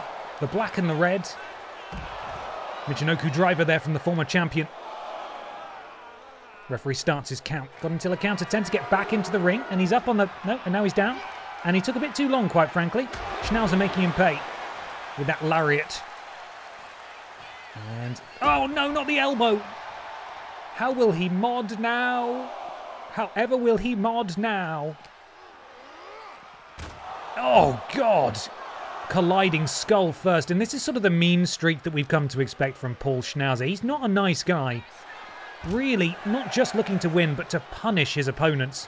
And Lord Brotovic will break the count. LB taken down by Schnauzer again. Referee restarting now, count of 1. And Schnauzer surely won't fly here. Schnauzer, no! The camera simply too slow in its panning there to show what was happening. The elbows and the strikes from LB to Schnauzer. And now Lord Brotovic starting to rock. Stamp to the chest of Schnauzer. And the two men lock up again, but it's... Oh, Schnauzer into the backbreaker flatliner combo. Most of this match has taken place outside so far. They really need to get the action back into the ring. And someone asked or brought this up earlier and I completely forgot, but yes, all 3 shows that are being pipped down, Monday Night Babs and BENXT, are sponsored for the next few weeks by my VODs channel. Lord Brotovic, get up! Oh my god, that was close. YouTube.com/@confused_dude VODs. All the VODs will be going up there exclusively from the 1st of July.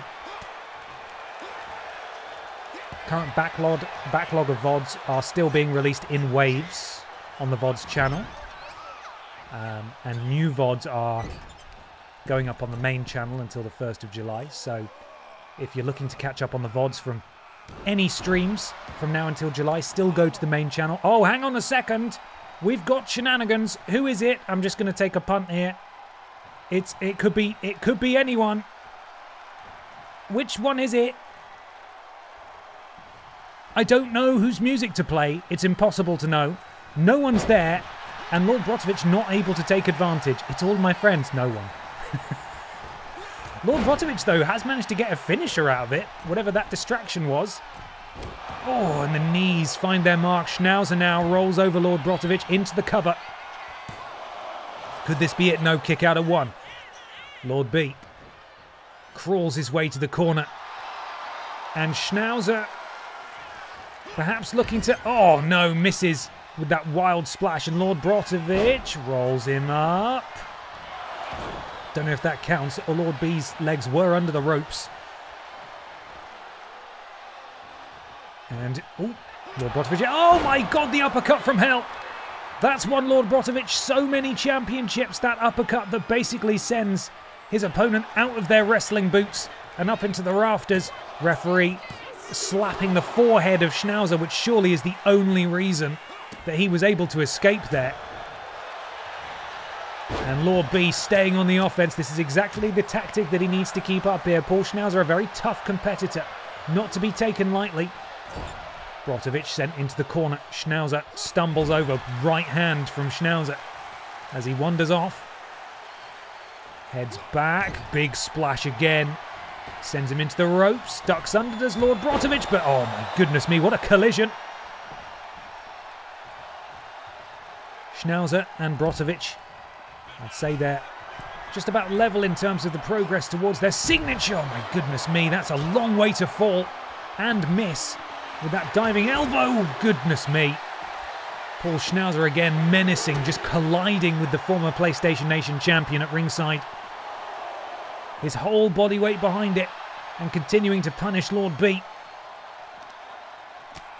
And Lord Brotovic able to escape that one. Schnauzer now has a finisher. Oh, the pop-up punch. And that was Lord Brotovic's signature, actually, on the outside. They both have a finisher now. Whoever gets the other person in that ring and hits their finisher, oh, God, is going to be the winner. But here we are again, up to a count of 8. Lord Brotovic is down. Not like this. Schnauzer starting to celebrate. No! God! Wrong music. Ah, Schnauzer wins via countout. Here is your winner. Very disappointing end. But it's going to go down as a victory for Big Paul.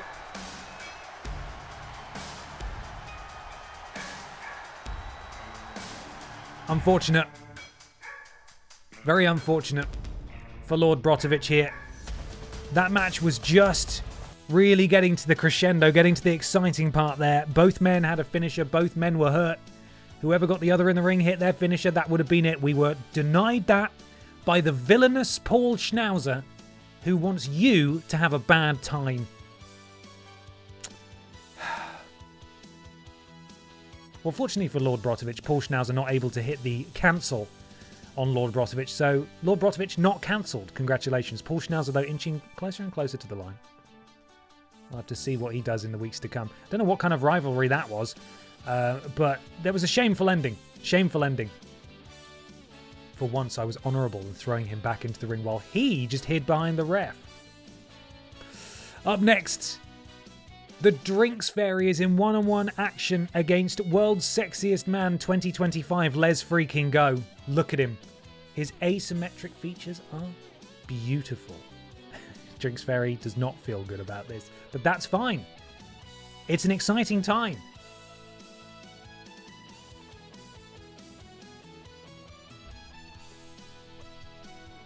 Drinks Fairy versus Go is up next. Predictions are live. Wager away. Let's get to the entrances. I think we've only seen Les Go and the Drinks Fairy once so far in BENXT Season 2. So it will be nice to get them in one-on-one action. First time matchup for sure.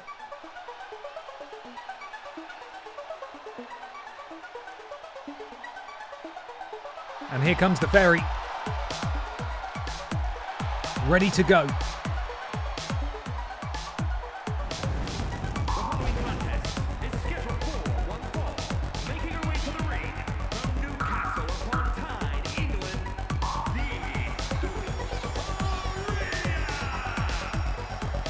Pippa the Cat, also a member of Pippa's House, unsuccessful here tonight. Drinks Fairy now in action.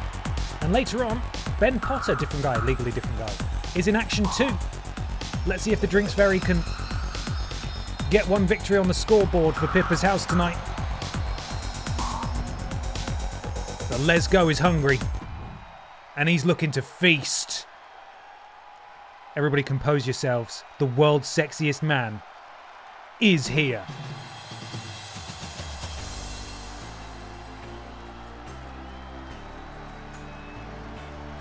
Crank it.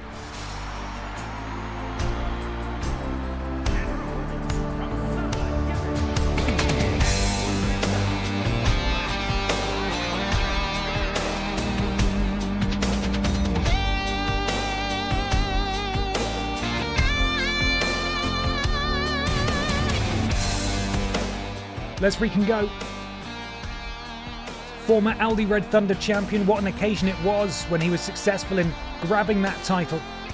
And the Drinks Fairy, former two-time Lidl Kong Strong champion. We're looking at a couple of drinks, energy drinks championship legends here, facing off for the first time. And here we go. These two to the centre of the ring, maybe going to shake hands, you would hope so. Oh no, a slap from Les Go, and Drinks Fairy's not going to take that lightly. Referee trying to separate them. This match has not started yet, but that is an act of supreme aggression there by Les freaking Go. We've not seen him behave like that before. That is underhanded. Drinks Fairy went for the handshake. Les Go denied it. Slap to the face. And we are underway. Les freaking Go has the Drinks Fairy.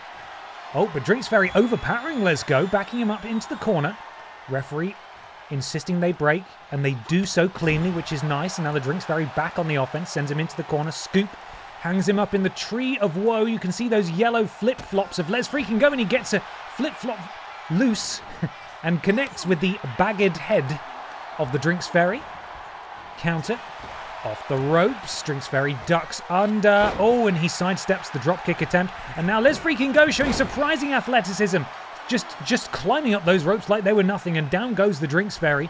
Les Go, springboard frog splash. Drinks Fairy tried to roll away, but she was crushed by the world's sexiest man 2025. Referee there, kick out at 1. And here we go. First time matchup here, as I said. Both of these competitors in the PlayStation Nation Championship division. Both looking to climb the ranks as the Drinks Fairy lays on that choke and then goes into the cover. And just a reminder, Les freaking Go is not wearing any paint.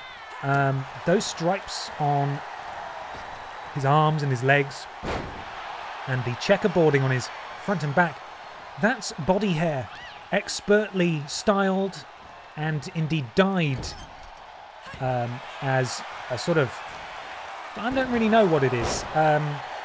Maybe he just likes it. Maybe he just likes it. Either way, perhaps the intention is to intimidate. Drinks Fairy, though, not looking very intimidated here.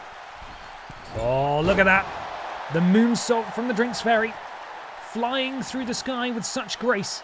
Les freaking Go does have a signature maneuver. I don't know how he's managed to get that. But he does, and he has. And Drinks Fairy, where's she going? Oh my god! She is spry. Look at her go. Just leaping all over the place. Les Go able to get out of the way, though. Les freaking Go sends the Drinks Fairy into the corner. Scoops up the fairy, and down she goes. Les Go. What's he looking for? Springboard up to the top. Oh my God! How many revolutions in midair was that?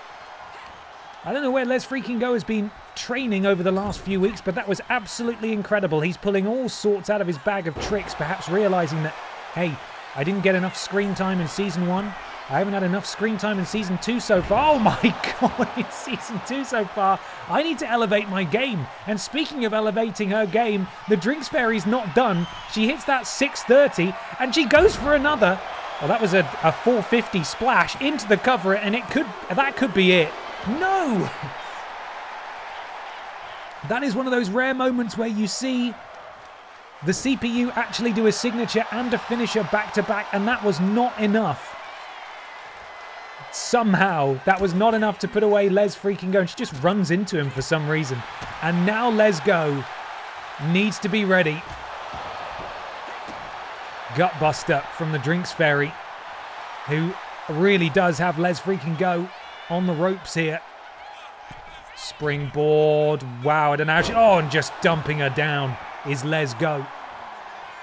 Les freaking Go. I'll tell the anecdote again. A wrestler designed by committee. Running knee. They often say that the Wiper Randy Honking is the perfect professional wrestler. If you built a professional wrestler from the ground up, that's what he'd look like. Here we have evidence of the opposite. Les freaking Go literally built from the ground up by 3 different people. He is the perfect professional wrestler. And, once again, the world's sexiest man 2025. Trading strikes, these two, as we start to enter the deep water of this match. This match has only been going on for 3 minutes so far. But everyone just coming out of the gates swinging, hitting all of their big moves. Backed up. Oh, and down goes Les Go. Drinks Fairy slingshots up to the top. What's she looking to do? Les Go is stunned on the outside. Oh, and she finds her mark there. The Hurricane Rana from the top rope to the outside, and both wrestlers are down, catching their breath, but it's the Drinks Fairy who gets back to her feet first. Count of 4 now for the referee. Have until 10. We cannot have a repeat of the first match, please. Standing shooting star. But Les Go got his knees up. Hoodlum Amnesia Mode kindly asked that you maybe keep that chatter to the Discord where it's a bit more relevant. Thank you very much. Drinks Fairy gets herself back into the ring. Les freaking Go into the turnbuckle. Gets out the way though. Les Go about halfway to a signature. Drinks very close, but that's not going to stop Les freaking Go doing something absolutely outrageous. Head scissors takedown. Oh, and both combatants thinking the same thing. Oh, into the roll up, and a very stylish one at that. Is this enough? Les freaking Go caught unaware. I think that was a 3 count. I think that was a 3 count. Regardless, Drinks Fairy has a signature. Is she going to go for a second 630? Oh my God. She does, but Les Go got out the way. And now it's Les Go's turn with the signature. Mum said it's my turn with the signature. Les freaking Go easily taken down by the Drinks Fairy though. And what's she looking to do? Just punish that left arm. And Les Go. Still. Oh, there it is. The Drinks Fairy hits her biggest move, and I would say that is going to do it here. Unfortunate for Les freaking Go, who started off strong. But unfortunately for him, I'm amazed he kicked out of this, quite frankly. The 630 into the shooting star press. Hello? Shooting star press. And then it was just Les Go trying to survive. Unfortunate for Les freaking Go. Something tells me, though, that slap to start this match off perhaps is just the beginning of this one. Drinks Fairy fires the opening salvo here in this feud. And I'm sure we will see these two collide once again in the very near future. Big win here for the Drinks Fairy. Her first win on Monday Night Babs. Sad for Les freaking Go, though. Unfortunate. The Tequila Slam is a good name for it. I like that. Now, up next, we have Team Redundant going up against the makeshift team of Inspector Gadget and Wet Boy. I have a feeling there will be shenanigans in this one. Be warned. Predict responsibly or irresponsibly. Totally up to you. And I think we were gonna put Peter in a Spyro costume. Yes. So I think I need to go in here and I need to edit this. Hopefully it doesn't... Oh, for fuck's sake. Well, we've just spoiled it for ourselves. I don't know why these two are here.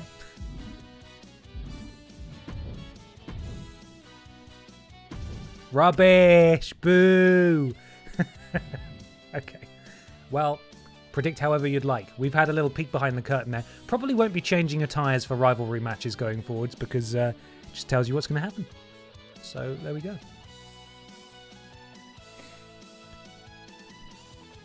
Oh, I'll wait until the match starts, maybe? For predictions, possibly. Sometimes what this means is there might be a run-in. I don't know if it's going to be Team Redundant versus Triple Flush and Rim Flare. I think it just implies that they might come out at some point. I don't actually know. So, we'll see. Drinks Fairy, though, manages to get a win on the scoreboard for Pippa's house. Pippa didn't get a win, did you? Hey, she's ignoring me. Maybe Ben can do the same. Different guy, though. Maybe Ben can do the same. Okay, we're going to continue with the normal predictions. Those will be live in just a second. And in the meantime, let's get cracking. Here we go. What a very strange match this is indeed. Here we go. Let's see if we can even get the entrances done.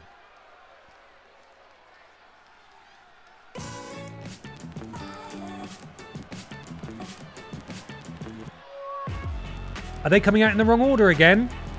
Oh, for God's sake, game! You can't keep doing this.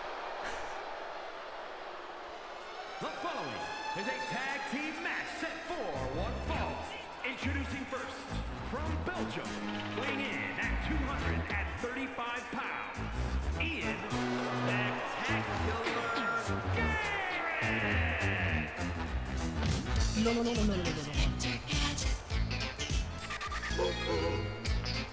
He's got his theme now. Inspector Gadget is here. He's making his entrance first, and I don't know why. I think it's, again, rivalry shenanigans. It's really thrown me off with playing the right music, though, because I thought, is nothing sacred? Can we just have the right music in the right order, please? Inspector Gadget is here, though. And he awaits his tag team partner. Nate, thank you so much for gifting 2 subs to the community. Welcome to the thickness, Death89, and Sohybe57. I hope I pronounced that correctly. Might be Sohybe. Let me know. And in he slides on his throne. Wet Boy. Thank you very much, Nate.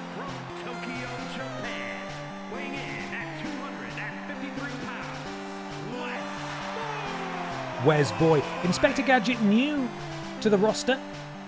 No gold to speak of for him. Wet Boy, however, no stranger to championships. Former 2-time BENXT Tag Team Champion. Huge. And of course, Ben and Peter are equally decorated in their own right. And let's get them out here. Oh, hang on. Oh no! The predictable has happened. EE Tim's men, P-Volution, have jumped Ben and Peter before the bell. And Rim Flare and Triple Flush making their presence felt. I don't know if these two are even going to be able to compete here. Inspector Gadget and Wet Boy look confused, perhaps a little concerned. But I think these two are confirming that they are good to go. They're conferring. And referee checking on them. Yeah, it looks like Ben's going to start things off, and we are actually going to do this. And I'm going to start my timer now, because tag team matches go on for ages. What is the time limit before we rush to the finish? 15 minutes? How does that sound to everybody? 15 minutes, assuming Ben and Peter survive that long, of course. We didn't even see Peter arrive with his Vidiots Championship, which he won at BENXT Backsplat. Hello? 15. Cool. And the timer is on. Tag made, in comes Peter Austin. I was going to talk about what these guys have won before. Together, they are both BENXT Tag Team Champions. Ben Potter, a 2-time Vidiots Champion, and Peter Austin, a 2-time Vidiots Champion as well. In fact, the reigning Vidiots Champion, as I said. So Peter Austin and Ben Potter have taken some unfair damage leading into this match. And it's clear, however, that they have caught the eye of the tag team champions, Rim Flare and Triple Flush, P-Volution. And hopefully both Ben and Peter will be able to get their own back, as it were, in due time. And Inspector Gadget using his Go-Go Gadget inflatable gloves to squeeze the skull of Peter. Peter, though, with the speed, able to roll behind him, and Inspector Gadget, though, able to power out. And, oh my goodness me, the huge back suplex for Peter Austin. He's worn his nicest Spyro clothes today. Oh no, he really is in a spot of bother, but able to slip out. And a massive punch from Peter to the gut. And then a drop kick as well. And now Peter, hopefully starting to get back into this thing. Double stomps to the front and the back of Inspector Gadget there. That's a sentence. That is a sentence.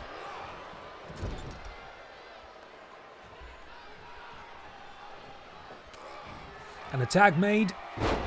Ben with the neck breaker. And now legally distinct and different guy Ben Potter here. Leaping neck breaker. Catches Inspector Gadget. And Ben rolling around with Inspector Gadget, just sort of dominating via wrestling technique. And a gut wrench suplex from Ben Potter. Drops the knee, misses. Inspector Gadget cheating, I can only assume, because he's got special gadgets and that. And now, oh, I was going to say tag made, but no. Inspector Gadget able to escape. Lifts up Ben. Oh, and just turns him inside out.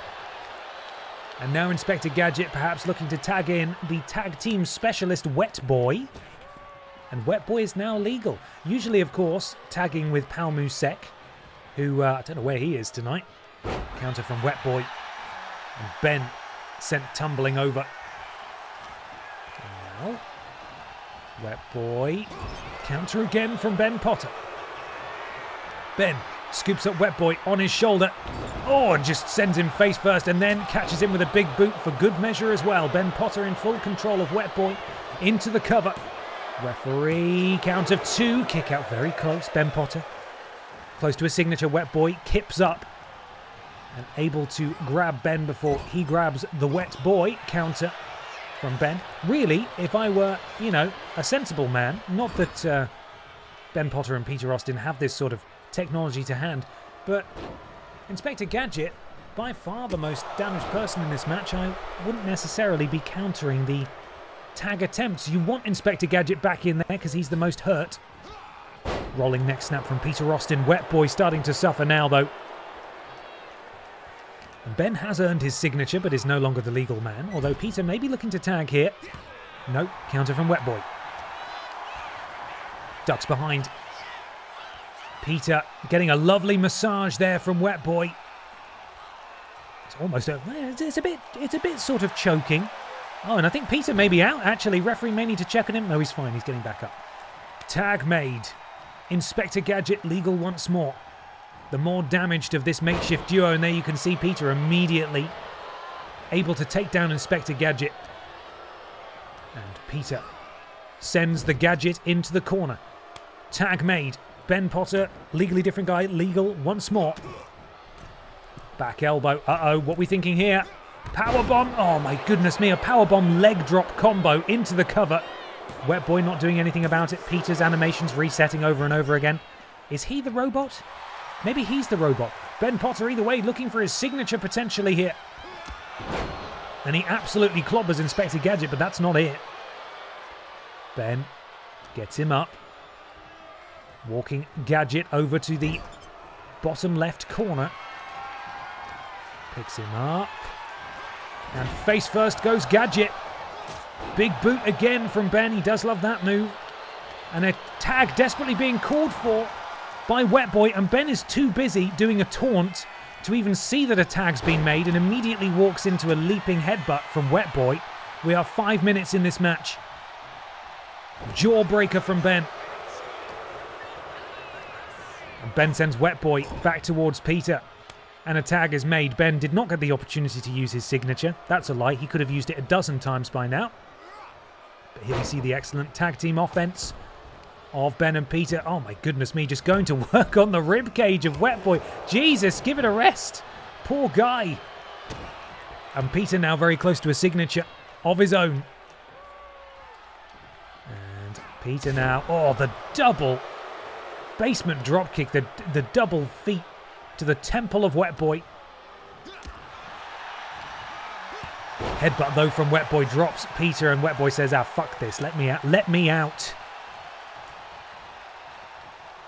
Inspector Gadget walks into a flying forearm from Peter Austin. You've got to be careful around the Vidiots champion. He's cerebral.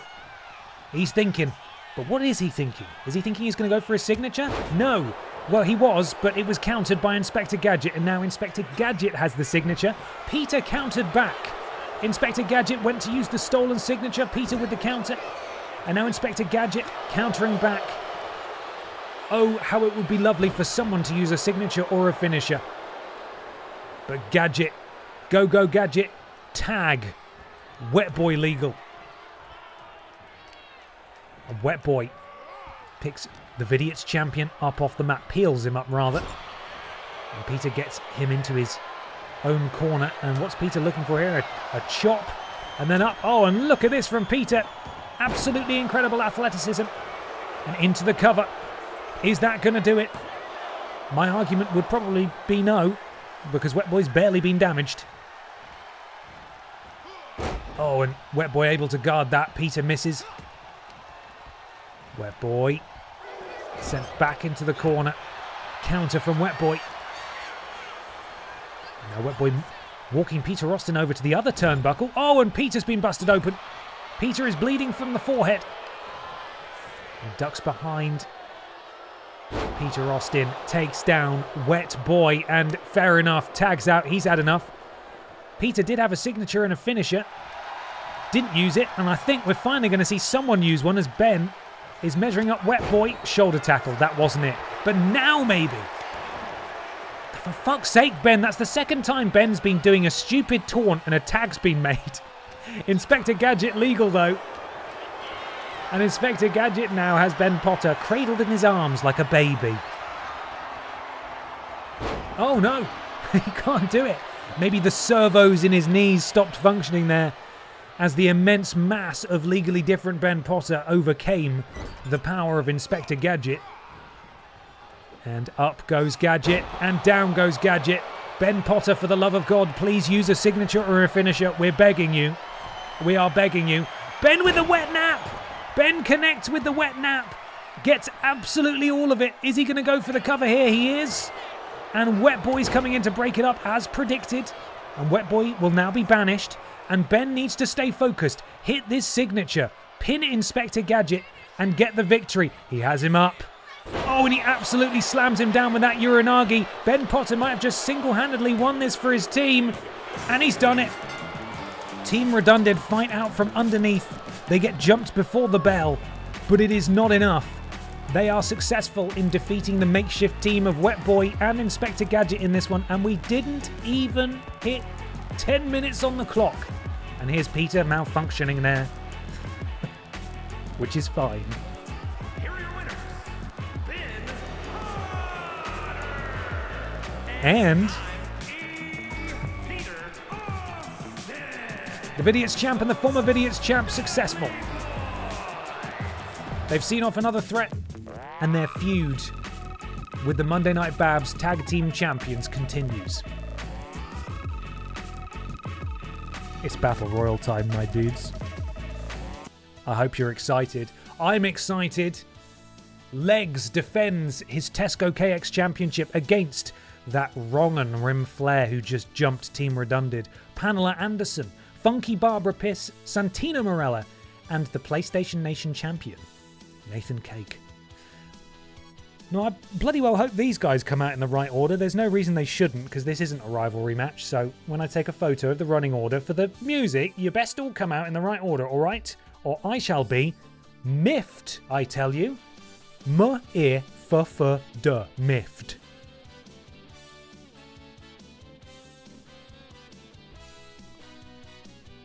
Lord Brotovic booing Nathan Cake.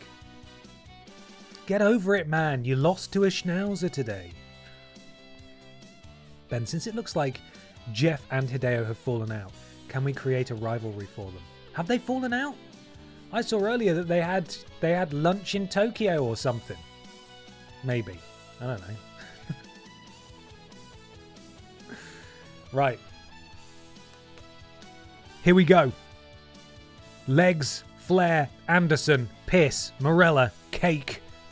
All of the stars and legs going at it in a battle royal for the Tesco KX Championship. Les freaking go. Sorry, Les. To use your name in vain like that. It's not fair, is it? Not fair.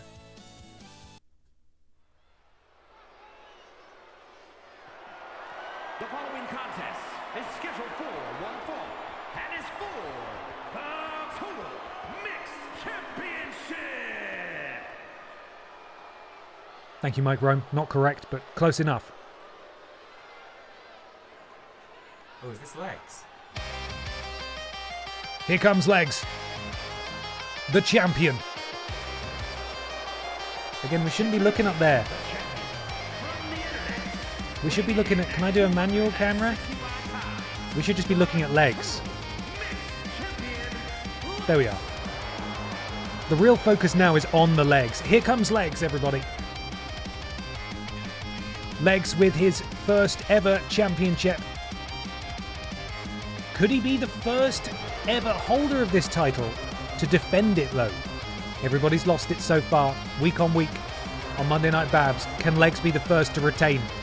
Battle Royal, of course, throw everyone over the top rope. Last person standing is the victor.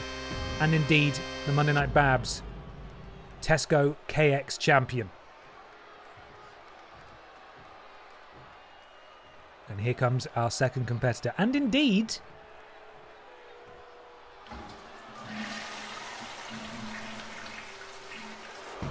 a fellow champion in Rim Flair. Former BENXT Tag Team Champion. Former Aldi Red Thunder Champion. Former... It says on my spreadsheet here that he's a two-time Monday Night Babs champion. That is not correct. That needs amending. One-time and current reigning Monday Night Babs Tag Team Champion alongside Triple Flush. Rim Flair, one of two competitors, as I said earlier on, coming into this match, who stands a chance of becoming a double champion. He's won a Battle Royal before to win the Energy Drink Champ.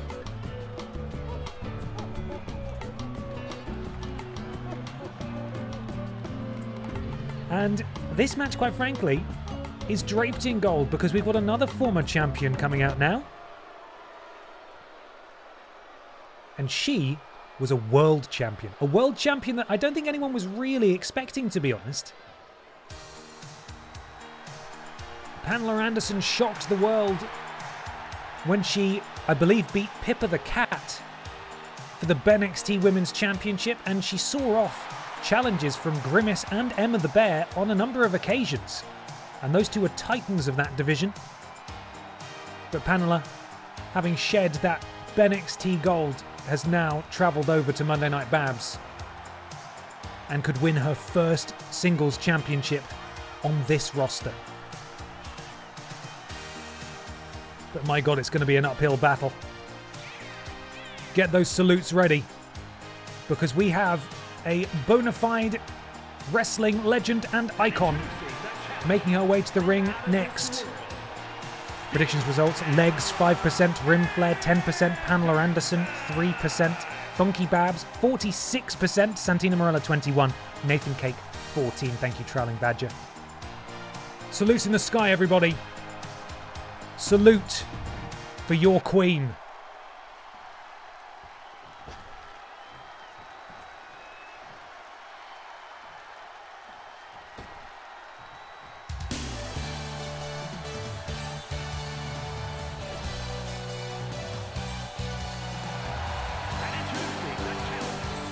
representing the family from Newcastle upon Tyne, England, Funky Barbara Pierce.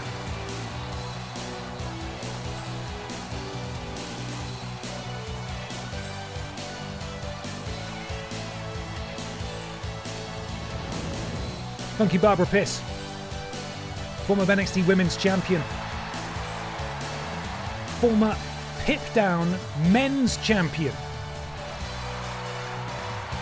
looking to win her first championship on Monday Night Babs. A titan of the wrestling industry, looking to add more trophies to her cabinet.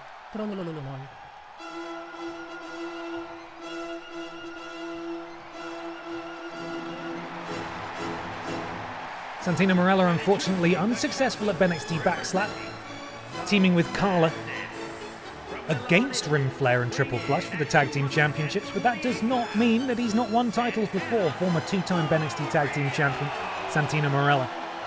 Here he is, speed walking, completely focused. We're going to pan right through Rim Flair there. Pay no mind to that. Pay it no mind.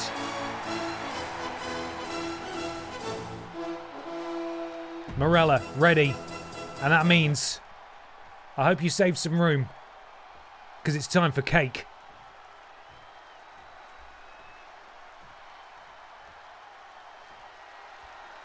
Nathan, Nathan, Nathan, Nathan.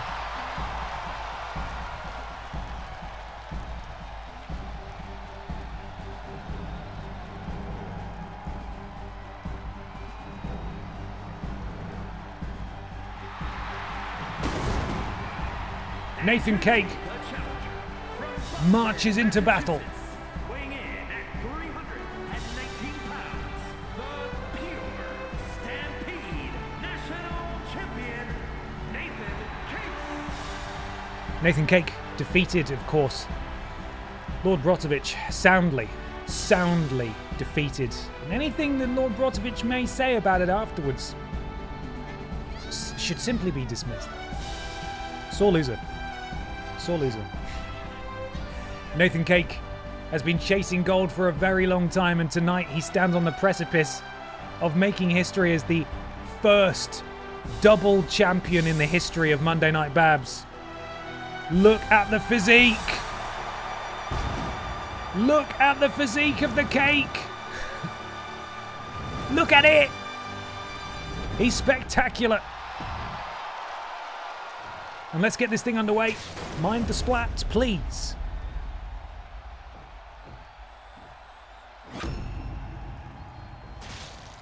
Great stuff. Tesco KX Championship up for contention here. Pamela Anderson trading blows with legs. Nathan Cake going after Funky Barbara Pierce. Rim Flair and Santina Morella renewing their rivalry. The two tag team participants, experts, going one-on-one. And you can see there the immense heft of Nathan Cake being easily powerbombed by Funky Barbara Pierce. Nathan Cake, oh, just manages to catch Funky Barbara with that leg drop. And Cake backs Barbara up into the corner. Nathan Cake, enziguri, catches Barbara flush and legs there, using the powerful legs to take down Pamela Anderson. Santina Morella still going after Rim Flair. No one going for an elimination attempt just yet. Although Rim Flair... What? That was weird. I think Nathan Cake really should have got an elimination there, but Rim Flair bugged out slightly. Just hanging on. Counters. Santina Morella's gone. Oh no, Santino sent straight over. And by his former rival Rim Flair, no less. That is unfortunate for Santino. No championship in his future tonight. Released German suplex from Funky Barbara Pierce. Pamela Anderson goes after Funky Barbara now. And Santino understandably upset about that.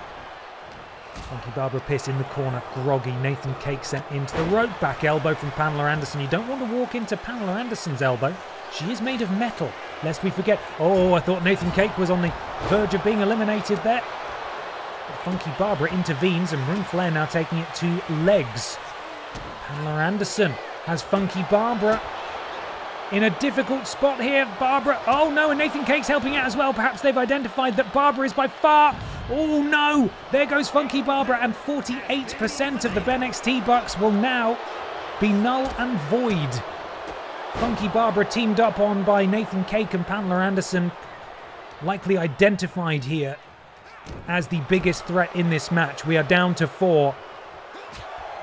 Thank you for coming, Funky Barbara. She's gone. And Nathan Cake. Oh, boot to the midsection. Then he counters Pamela Anderson immediately. Oh, and Pamela intervenes. The crossbody. That Cake flying, but not quite where Nathan Cake wanted. We're down to 4. Cake.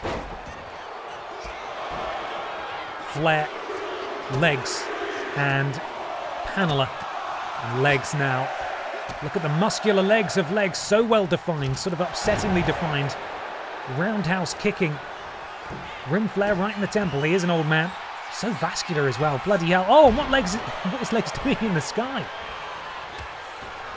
Rim Flair. Sends legs into the corner. Could be going for an elimination. No. Oh no. Legs able to escape. DDT. Pamela Anderson up to the middle rope. And Nathan Cake needs to watch out, because Pamela Anderson is no slouch, and she does have a finisher too. Of course, as we learned last week from legs, if you have a finisher, you can use it in a Battle Royal match to get an instant elimination if your opponent is in the right place. So everybody needs to be on guard here now against Pamela Anderson and her finisher, Nathan Cake. Oh God, just clobbered by Anderson. And then she hits a senton on legs, but Flair able to cut her off. Everyone needs to be keeping a wary eye on Pamela Anderson now, I would say. Legs back to his feet. And Flair counter. Oh, there goes Flair! And we're down to 3. It was not a remarkable elimination at all, but he's gone. Will it be? Oh, and Nathan Cake has them both in the corner. What's Cake looking for here? He's having a breather. He's having a breather. Both of his opponents are groggy in the corner. I don't know what he's doing. He's let them get out. Why did he do that? Why did Nathan Cake do that? Oh, Nathan Cake's eliminated Pamela Anderson. Nathan Cake just took out Pamela Anderson, and legs now could be on the verge of retaining his championship. It is down to Cake. It is down to legs. Oh, and Nathan manages to sidestep. Who's going to walk out with the championship tonight? Could it be Nathan's time? Could Nathan become a double champion? What a week it has been for Nathan Cake. Counter from legs. Oh, and a big boot to the mush of Nathan Cake, and legs now feeling confident. Nathan Cake not in a good place. Sent into the corner. Legs walks over. Boot to the midsection. Drops the PlayStation Nation champion.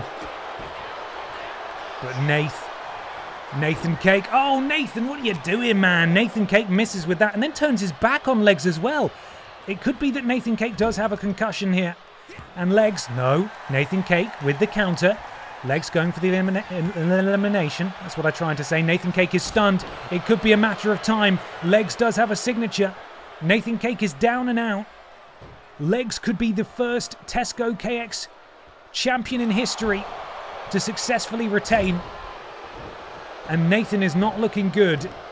Legs is calling for it. Nathan is stunned. Legs sent into the ropes. Oh, and Nathan sidesteps. Grabs a hold. Forearm to the spine. Nathan Cake has legs. Nathan, what are you doing, man? Nathan has not realised that legs. Nathan has become a double champion. Jesus. What are they doing? Why were they messing around so much at the end? Nathan Cake has captured the Tesco KX Championship. And legs unsuccessful in making history tonight. It is instead Nathan who makes history. Lord Brotovic is thrilled. Here is your winner. And Nathan Cake becomes a double champion. We are officially caked up on Monday Night Babs. A huge win for the Cake Man. And he will, of course, have to go on next week to defend that championship. But tonight, he gets to celebrate. Cakey Two Belts is what they call him. They don't, do they? Do we call him that maybe from now on? No. Maybe? Cakey 2 belts. Congratulations to Nathan Cake. Your new Tesco KX champion.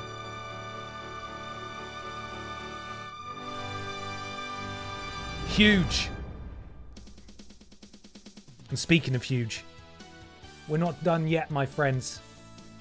We've still got plenty more to go. Leon Sex Kennedy.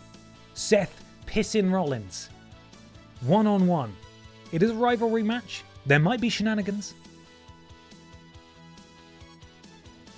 It's probably shenanigans. Predict responsibly, as always.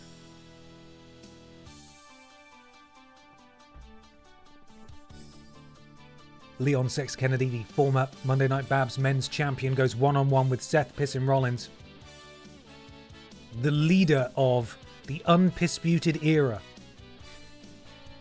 Are there too many piss stables? Possibly. We'll muscle through. Predictions now live. Wager those BENXT bucks. And let's crack on. Wherever Leon Sex Kennedy is, Chris Alpha Redfield is probably not far behind.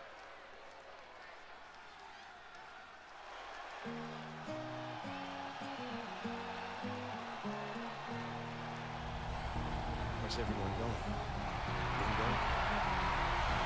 The following contest is scheduled for one fall, making his way to the ring from wherever he wants, weighing in at 225 pounds, Leon Mum, Cake won. He won. Mum. What do you mean, who's Cake? Mum, don't you watch BENXT? What do you mean, what's BENXT? Mums love BENXT. I had double cake on Sunday from a National Trust property. They had 2 vegan cakes and I couldn't decide which to have. Then I remembered that I'm an adult and I can do what I want. Hell yeah. Leon Kennedy, ready for war. Certainly still very much involved in a feud with Chris Alpha Redfield, the Monday Night Babs men's champion. But tonight he takes a detour against a very dangerous man indeed. Piss it down.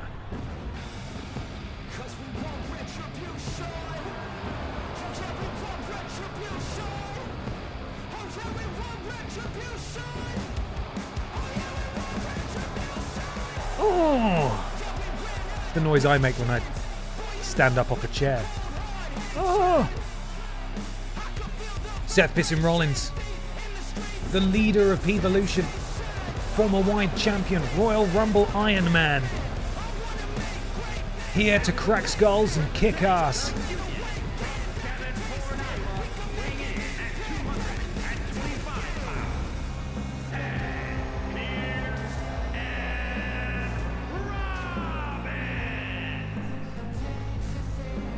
You're the only member of the household who lost tonight.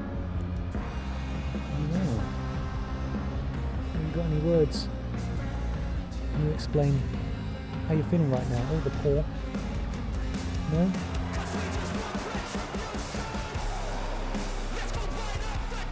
She's a bit scared of.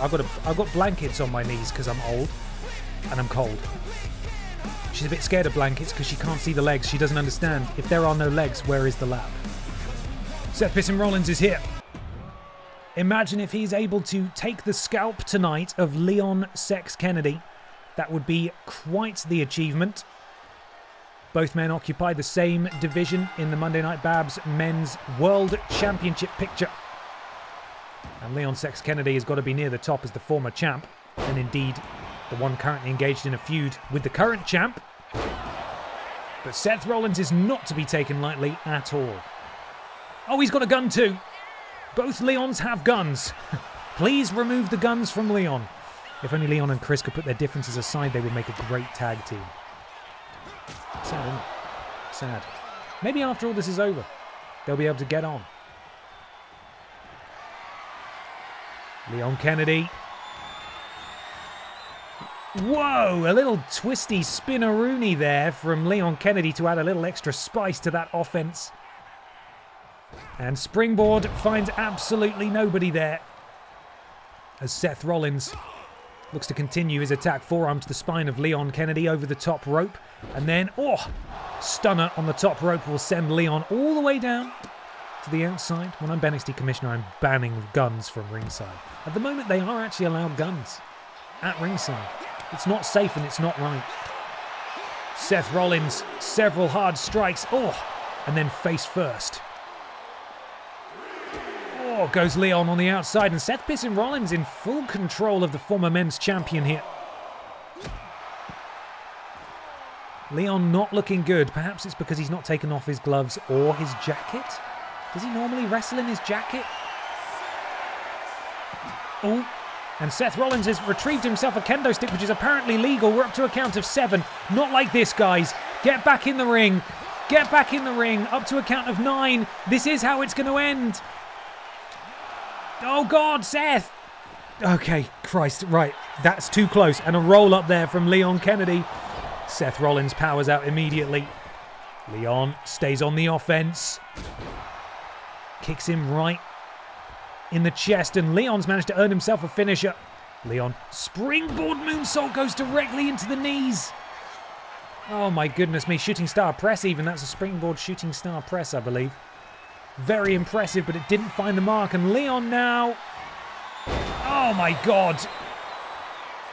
I can't remember what we call that move, but that is Leon's finisher. Oh, and look who it is. The Monday Night Babs men's champion is here at ringside. And he's come into the ring. And now this thing breaking down. Referee needs to get Chris Redfield out of here. Leon's attention fully turned to Chris Redfield at this point. And he is not in this match. He doesn't even have any HUD on the screen.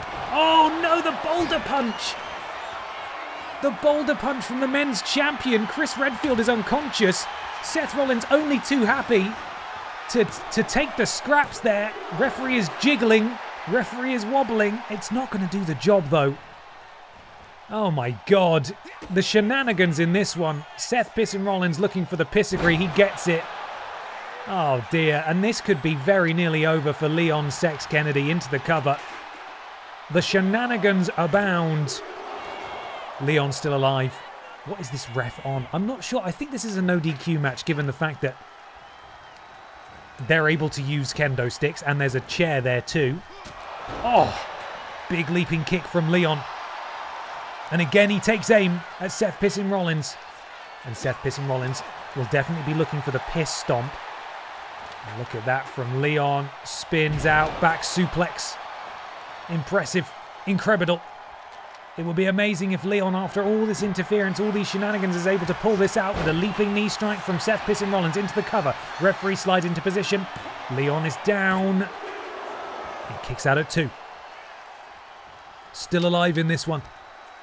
Seth Rollins. Oh, here we go. Could be looking for the piss stomp. Up and down goes Leon Kennedy. And unfortunately for Leon, I think that's probably going to do it. Team Seth Pissin. Hang on, team? What do you mean, team? Shenanigans tonight, just too much for Leon Kennedy to overcome. Seth Pissin Rollins, much like Pamela Anderson, gets the victory here tonight, but there is a big asterisk above that one. Not Pamela Anderson. Different match. Seth Rollins celebrating as if he did all the heavy lifting.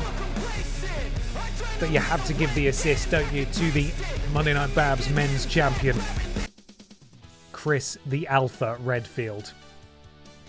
Boo, Seth, boo! A sad night at the office. What was it earlier that had the shenanigans in? It was Paul Schnauzer. No, it wasn't. Was it? Were there shenanigans in that match? Maybe I'm confusing it with BENXT. Could have been Pip Down. It's one of our shows. Hello? What's happening? Where am I? We now move on, though, to BENXT. And let's see what we get. 3 wins in a row. Hell yeah. Yeah, we're all my friends. No one showed up. Are you fine, Lord Brotovic? You're fine. Right. BENXT. Bobby Babalooni versus Ann Horse. Connor and Hank Anderson versus Steven Seagull and Scandal Penguin. Dave Benson Phillips has a promo against Stink Wings. Zombie Cheggers versus Shrek. And the main event is Tim, the Thunderman, and Michael Jugson. That's not how you spell Michael, is it? I'm seeing that and that doesn't look right, but now I'm second guessing myself. No. Michael? How have I not noticed that before? Michael Jugson. Well, I think we need to fix that, don't we? Whoops. In fact, I better do it in universe mode because it gets fucking funny. Gets a bit weird if I do it anywhere else. Michael. Where are you, bud? Michael. Mike the Eel Jugson. Right, where do I go? I think I need to go into... No, I do need to... Oh, sorry, everyone. Sorry. Got to go all the way over here. I've won a couple, and I'm up by 13.5 thousand to a healthy 93.5 thousand BENXT bucks. Hell yeah. My Chemical Jugson. Where are you? Michael. Here we go. Edit Superstar. I hear you're the best at spelling Michael. Ah, fuck Ian did. You what? Right, let's fix that. Done. Is it? Oh, he's also there as Michael Jugson. Have we not noticed that? We've just not seen a lot of Jugson, have we, so far? That's probably why. Exciting that he's in the main event. 50 worth of Jugson. Okay. Cool. Excellent. That's fine. Save. Save. I keep losing, so I only bet in the low hundreds. See, that's sensible. If you have to do the predictions, which you do, you've got to be sensible about it. You gotta pace yourself. Okay, we've got to cut a match, guys. We've got to cut a match and spin a wheel.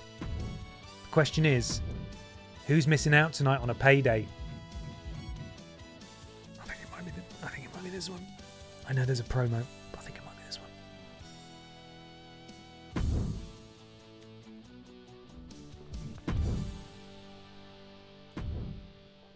Wheel time. So, does anybody remember who the Aldi Red Thunder champion is? Yeah? It's Connor. No, it's not. It's Zombie Cheggers. Zombie Cheggers. Isn't Zombie Cheggers fighting later? Well, unfortunately, if you're the champion, you do have to pull double duty. That's the only caveat to the no double duty rule. If you are an energy drink champion, you do have to defend it, even if you're already on the card. So we got double Zombie Cheggers tonight, but that's okay. Let's spin the wheel. Here we go.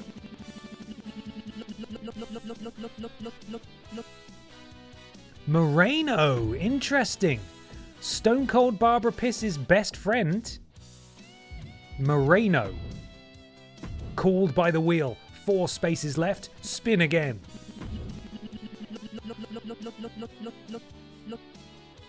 Alexa Piss.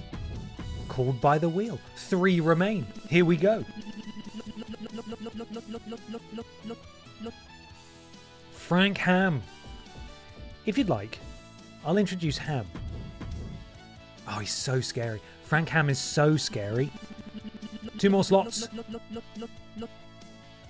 Will Piss Spray. Dun dun dun dun dun dun. Piss. Dun dun dun dun dun dun. Oh God, no, that's the wrong. Not him. Who's that? Who's that guy? That's Will Piss Spray. And the final slot goes to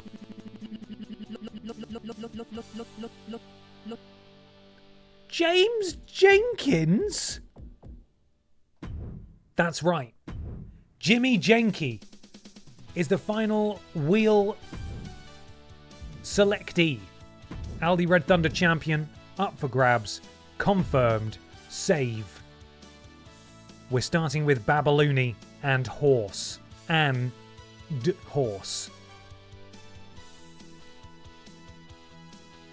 Bobby Babaffucking Looney. Here we go. Boo, boo, boo, boo. Predictions live in just a second. We are starting the show. Get ready for a barn burner, not literally. That's Anne Horse's house. I'm not sure you're allowed to do that, to be honest.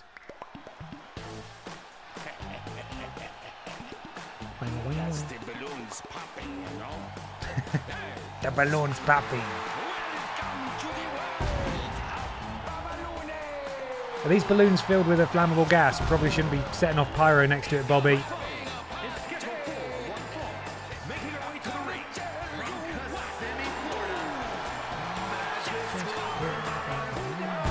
Oh my god, yeah, those are definitely going to blow up.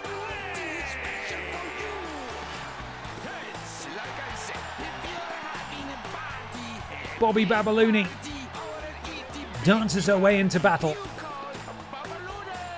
She just wants to host a birthday party for you, okay? Please answer her text. She's been very polite. Maybe an anniversary. A grand opening! Babalooni limbering up, ready to go. And here comes the horse. Bobby Babalooni, despite being a very early addition to the roster, doesn't have a championship to her name. Anne Horse, however, during the month of May, successfully grabbed her first title. The Aldi Red Thunder Championship, no less.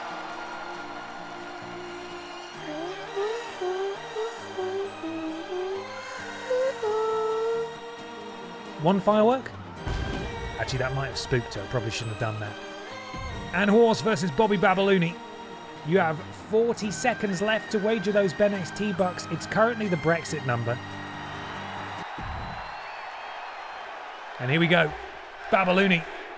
BENXT. BENXT. Anne Horse. And the referee rings the bell. We're underway. The pair lock up. Anne Horse coming out on top in that opening exchange. Into the ropes. Ducks down. Bobby Babalooni leaps over. And a back elbow. Oh! Did you hear that? That's the sound of the balloons popping there. Bobby Babalooni rolls out of the way, but Anne Horse a bit too fast. Able to grab. And make Bobby Babalooni pay. Although jawbreaker from Babalooni. She's not going quietly into this. Good night. Overhand strikes. Back elbow. Anne Horse backed up into the corner. Babalooni now. Walking Anne Horse over to the other turnbuckle. Slams her into it. And then, oh, this is interesting from Babalooni. Up to the top rope. Oh, and knees. Double knees into the midsection of Anne Horse. Ben trying to spook Anne Horse and fix the match. No way. Oh, and Babalooni showing some aggression that I don't think we've seen from her. Perhaps, again, she overheard me during her entrance there saying, oh, she's never won a title. Oh, she's rubbish. That's not what I said. But that's maybe what she's thinking. Maybe that's how she took it. She rolls to the outside. And then she runs and then she stops. Babalooni. Oh, God, dragon screw. From Anne Horse. And she picks Babalooni back up. Battling on the outside now. Let's not have another count out, please. Up to a count of 2. 3 now from the referee. 3 now from the referee. That was a slow one there. Anne Horse lifting Babalooni up. And a counter. Anne Horse sent back into the ring. Babalooni follows. No countouts today. Thank you very much. Bobby Babalooni back in the ring. The 2 lock horns once again. And this time it's Anne Horse who comes out on top. And referee will try and separate the pair. Will there be a clean break? Oh no, and a cheap shot from Babalooni. The referee has words, but he's going to let it slide. Oh, and what is going on here? Hang on. Why is the BENXT Women's Champion out here? Emma the Bear coming out to distract Bobby Babalooni, and it looks like she was actually deciding against it. Oh, and a super kick from Emma the Bear. Referee not doing a damn thing, and a pump kick. And Anne Horse all too happy to take advantage. I don't think she realises where Babalooni is. I think she's trying to crawl into the cover. But she sort of stopped. I don't know what she's doing. It's working really well again. And Anne Horse decides to not go into the cover, and now she goes for the pin. Emma the Bear, the BENXT Women's Champion, interjecting in this match. Interesting. Not sure what that's about. We'll have to wait and see. Bobby Babalooni, big right hand, and then several other strikes from Babalooni, making Anne Horse pay. Babalooni up to the top. Oh my God, she connects with it as well. That looked awful there for a second. Says the horse. Anne Horse is hurting. Babalooni has walked an awfully long way. Oh, she's getting up so much speed, and then she stops. Classic Babalooni there. Maybe she ran out of gas. Because balloons sometimes have gas in them. Yeah. And Horse on the offense now.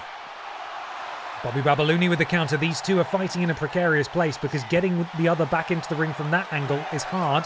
We're up to a count of 6. Oh, side Russian leg sweep. Anne Horse floats over and rains down some right hands. We are running out of time here. 7 now.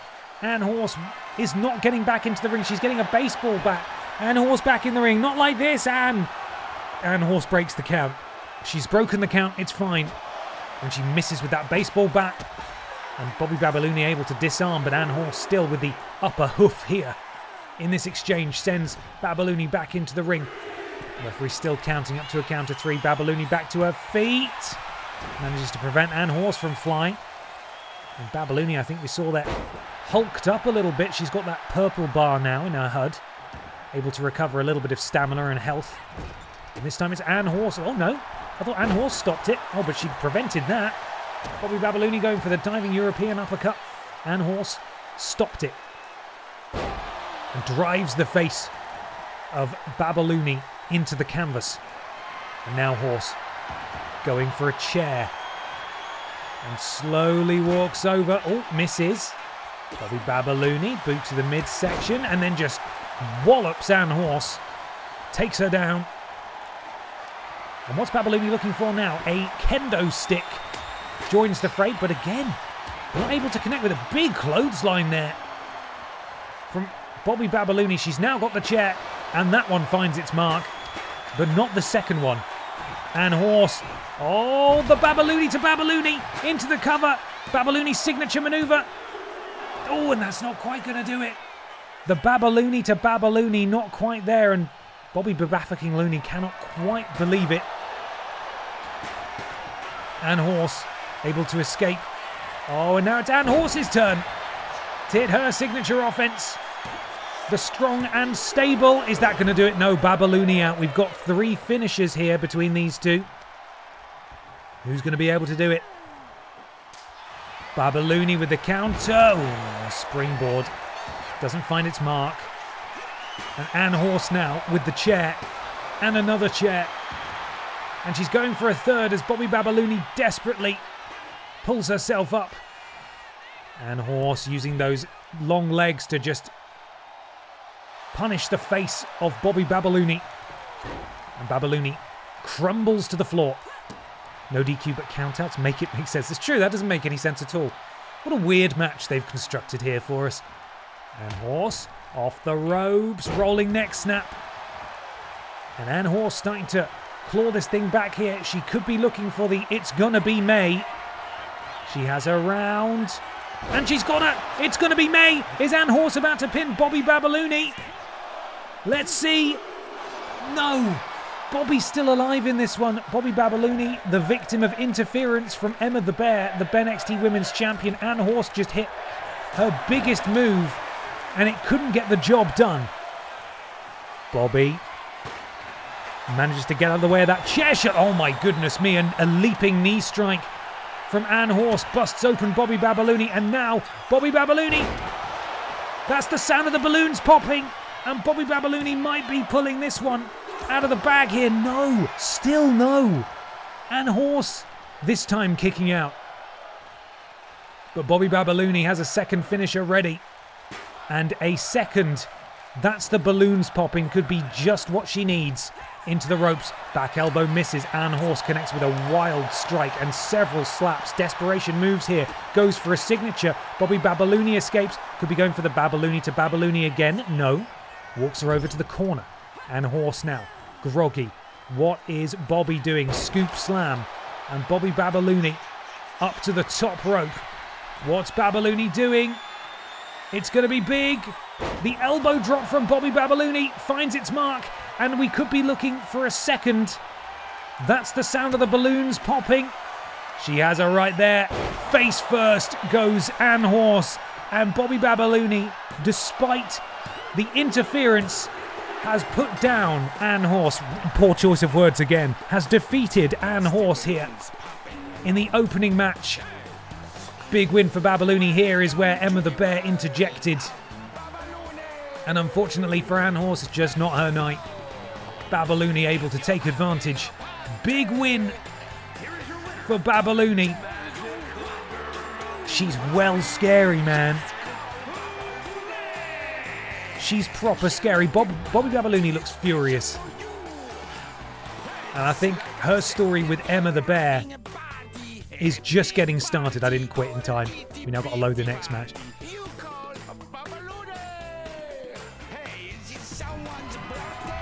Someone's birthday? This song goes on for another minute and 15 seconds, by the way.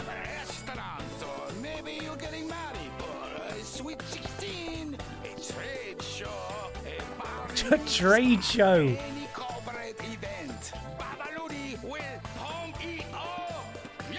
She'll pump it up. Make your guests crazy balloon things like you've never seen before. Yes, she makes balloon fruits and vegetables and butterflies, superheroes, bracelets, animals, dinosaurs, princesses, helicopters, airplanes, ladybugs, and very, very scary snakes. She can even make you a balloon roller coaster. I don't make that. Okay, she makes spectacular volcanoes. I don't make that either. Okay, she makes hats. Yeah, I make those. Yes, many, many hats for heads of all sizes. Okay, so now you go look at all the crazy balloon things on the website, and don't forget to call Babalooni.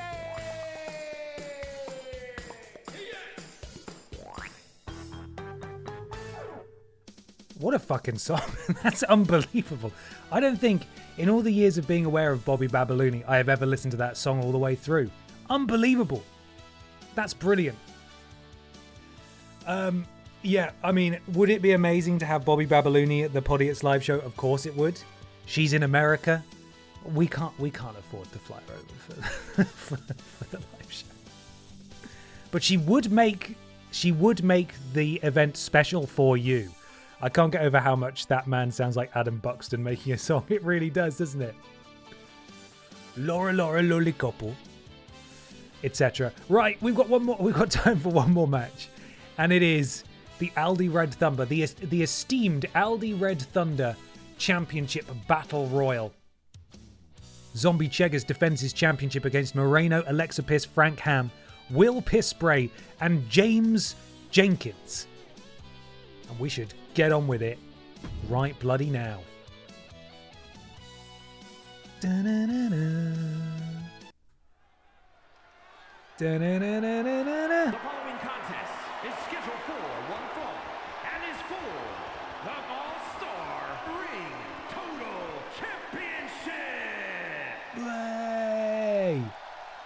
The Aldi Red Thunder champion has had as many holders. That doesn't make any sense. The Aldi Red Thunder title has had as many holders as you have had hot dinners. This thing gets passed around every bloody week, but here is the latest and current champion, Zombie Cheggers. Weighing in at 228 pounds, the All-Star Ring Total Champion, The Zombie Keith.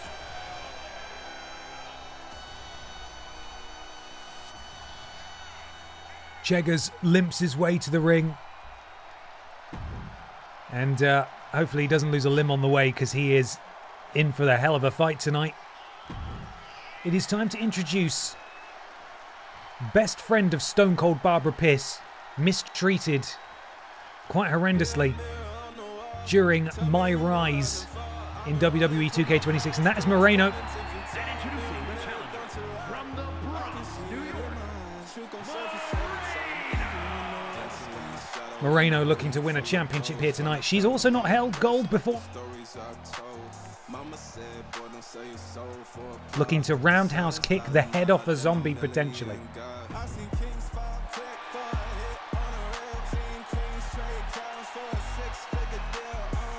Limbering up, ready to go. And I've heard that there might be a member of the Piss family here today, maybe, potentially. Could happen. We know it's going to happen. It's going to happen right now. Here she is. And that is Alexa Piss. On Monday Night Babs earlier in the week, Funky Barbara Piss was called forth by the Wheel to challenge for the Tesco KX Championship in a Battle Royal. Unsuccessful. Alexa Piss, however, who looks an awful lot less like Alexa Bliss this year than she did last year, could be the one to win an energy drink championship for the Piss family. So in she goes. And we must now crack on with the next entrant. That being Frankham. Why is it panned so high? She's quite short, is Alexa Piss. If you'd like, I'll introduce Ham. Frank Ham, I believe, was on a string of pretty good form recently. He won a few matches in a row and then he just sort of dropped off again. Either way, he has not held a title before.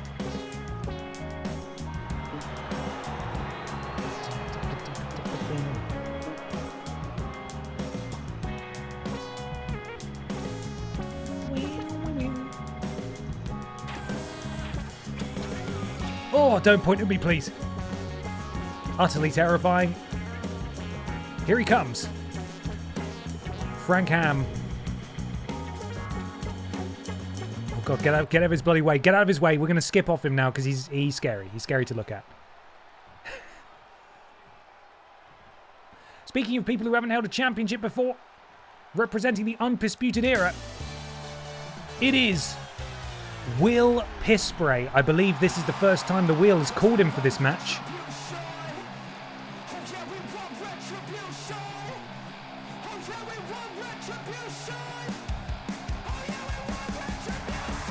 Oh! Will Pisspray, member of the Undisputed Era alongside Seth Piss and Rollins. Piss Stratus, Pistian Cage, and Piss Jericho. Will Pisspray could grab his first slice of gold here tonight. But someone who's no stranger to this championship and in fact almost lost a friend over it is our next boy. Walrus Mania main eventer, Royal Rumble winner, James Jenkins.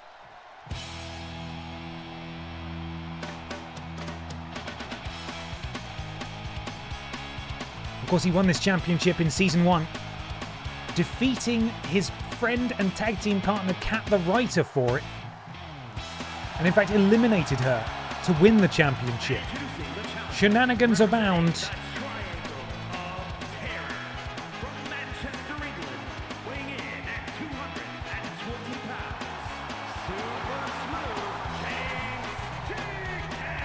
Super Smooth Jimmy Jenke, here to try and claim his second Aldi Red Thunder Championship. Odds are that we will get ourselves a brand new champion here tonight, assuming Zombie Checkers doesn't grab it again and Jimmy doesn't grab it. So let's do it. Mind the splat. There was one. One more first. There it is. And here we go. Usual rules apply. eliminate people by throwing them over the top rope. Last person standing is the Aldi Red Thunder champion. Alexa Bliss and Zombie Cheggers go at it. Will Pisspray and Moreno pairing off, and of course in the foreground there you've got Frank Ham and James Jenkins. Frank Ham introducing James Jenkins to his fist currently.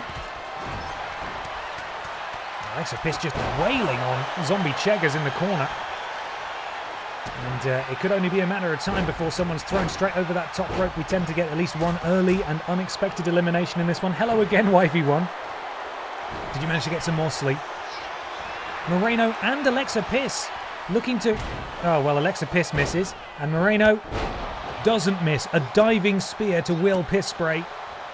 And Moreno and Pisspray will continue here to batter one another. Frank Ham and James Jenkins still going at it. Alexa Bliss and Cheggers also staying together. Although now Cheggers has turned his attention to Moreno, and James Jenkins is on the receiving end of an elimination attempt for, courtesy of Frank Ham, and Alexa Bliss is helping out as well.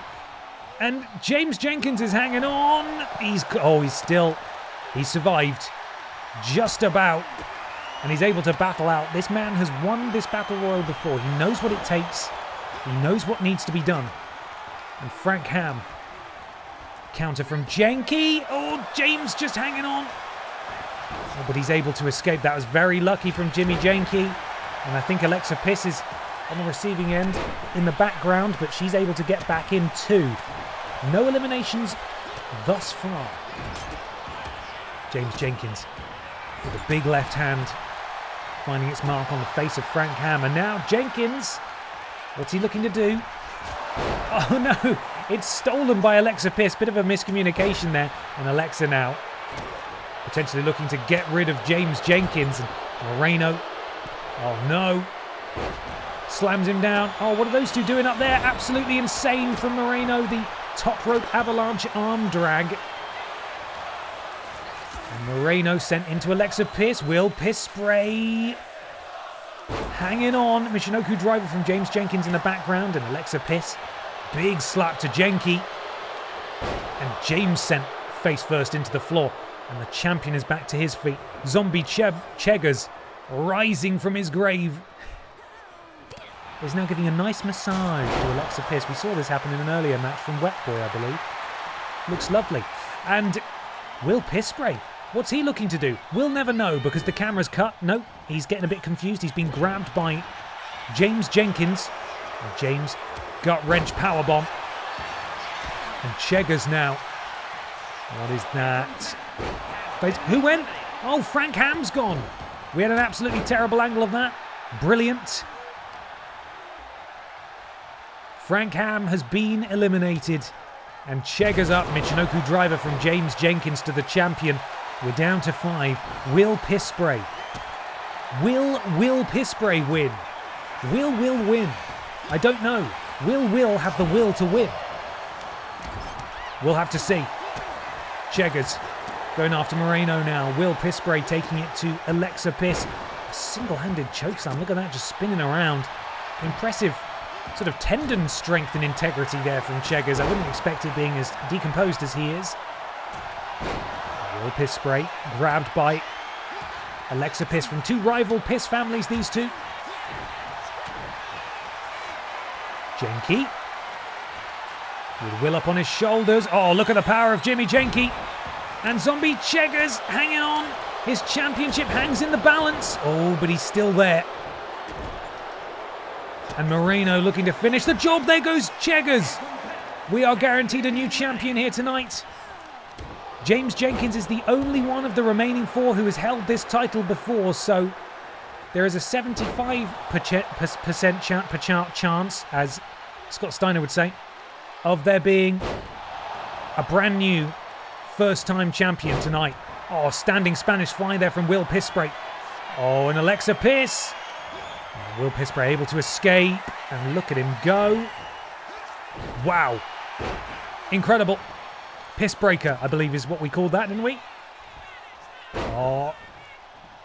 James Jenkins, though, hits his signature. The German suplex into the ripcord lariat. And now James looking to dump down Will Pisspray. And Will could be about to be chucked out here by Jimmy Jenky. Over he goes, and he's gone. Will Pisbury, it is not his night. James Jenkins gets a big elimination. And Moreno drops the elbow on the head of Jimmy Jenke. Could it be James Jenkins' time to become a two-time Aldi Red Thunder champion? Or will it be Alexa Piss or indeed Moreno? Moreno not looking very good there. James Jenkins sliding in to help out. Oh, and she's gone. We're down to 2. It could be Jenke. It could be Jenke. It could be Piss. Alexa Piss takes him down off the rebound. James Jenkins and Alexa Piss. Who is it going to be? Big strike from Alexa Piss and a chop and a slap, and she sweeps the legs of Jenke. James Jenkins gets kicked in the back and then grabs his knee for some reason. He is old. It happens. Everything's connected. James Jenkins, though, with the counter, sends Alexa Piss down, drops an elbow. And Alexa Piss could be in trouble. James Jenkins feeling confident. Shoulder tackle takes her down. James Jenkins stamping. Oh, my goodness me. That is brutal stuff, but a championship is on the line. James Jenkins knows what it takes to win this title, and he's done it before. James counter from Alexa Piss, and Alexa takes him down. Alexa does have a finisher. If she can get him in position, she will get an instant elimination. And that is indeed on the ropes. Oh, James with the counter. Still alive, misses with the dropkick though. And Alexa, forearm to the spine. James sent into the corner. She could be going for the finisher here. She's not done it. James Jenkins with the counter again. These two going back and forth. Inverted DDT from James, and James again starting to rock and roll here. James, oh, misses with the elbow. That could be a costly mistake. Boot to the midsection. Alexa Piss DDT. Oh, and James Jenkins is really in trouble now. 2 finishers stacked up by Alexa, and it looks like she's got one of them. And will she be going for a second, or is she just going to chuck him over the top rope? Jenke, thank you for coming. Alexa Piss has won her first ever championship for the Piss family. And Jimmy Jenke, he made it all the way to the end, but he could not get the job done here tonight. An impressive performance from James. Very close to becoming a 2-time champion. But it's Alexa Piss who wins the Aldi Red Thunder Championship for the first time, and any doubts that the rest of the Piss family might have had about Alexa Piss's contributions can surely be put to bed now as she wins a championship and brings it home to the Piss family. Congratulations to Alexa Piss for a monumental win here tonight, and congratulations to everybody who successfully backed Alexa Piss. 83.2 thousand BENXT bucks. Alexa Piss was not, what was she, third? Third in the predictions there. So an awful lot there. Worst James ever. Oh. The James Jenkins production factory, they churn them out, all right? They're doing their best over there. Well, everybody, it's time to say goodnight. But this is not the end of the streams this week. I'll be live again tomorrow at 11 a.m. with Pokémon Platinum. Do come and hang out. Would be very lovely to see you and spend time together. Hope you've enjoyed the stream. And have a fantastic rest of your day, everyone. We're going to stick a raid in now, as we always do. So go over and say hello to Buddy Games. Drop a follow if you haven't already. And I will catch as many of you tomorrow morning as I possibly can. And also, no promises, but I might actually do. I'm just going to say this now. I'll talk about it more tomorrow morning on the stream. And I'll put out some social media if this is the case. But I might do a little bonus stream on Saturday, because occasionally Twitch sends me through some sponsorship opportunities. And they're not usually great. But they've offered me a little sponsorship, a little sponsored stream for Minecraft. So I'm going to look into it. We might do a little bit of Minecraft on Saturday if you guys want to hang out. Super chill. We'll just hang out. But that would be pretty cool. So I might give that a go. I will let you know regardless. Have a lovely day. I'll see you later. Bye, everybody. Bye.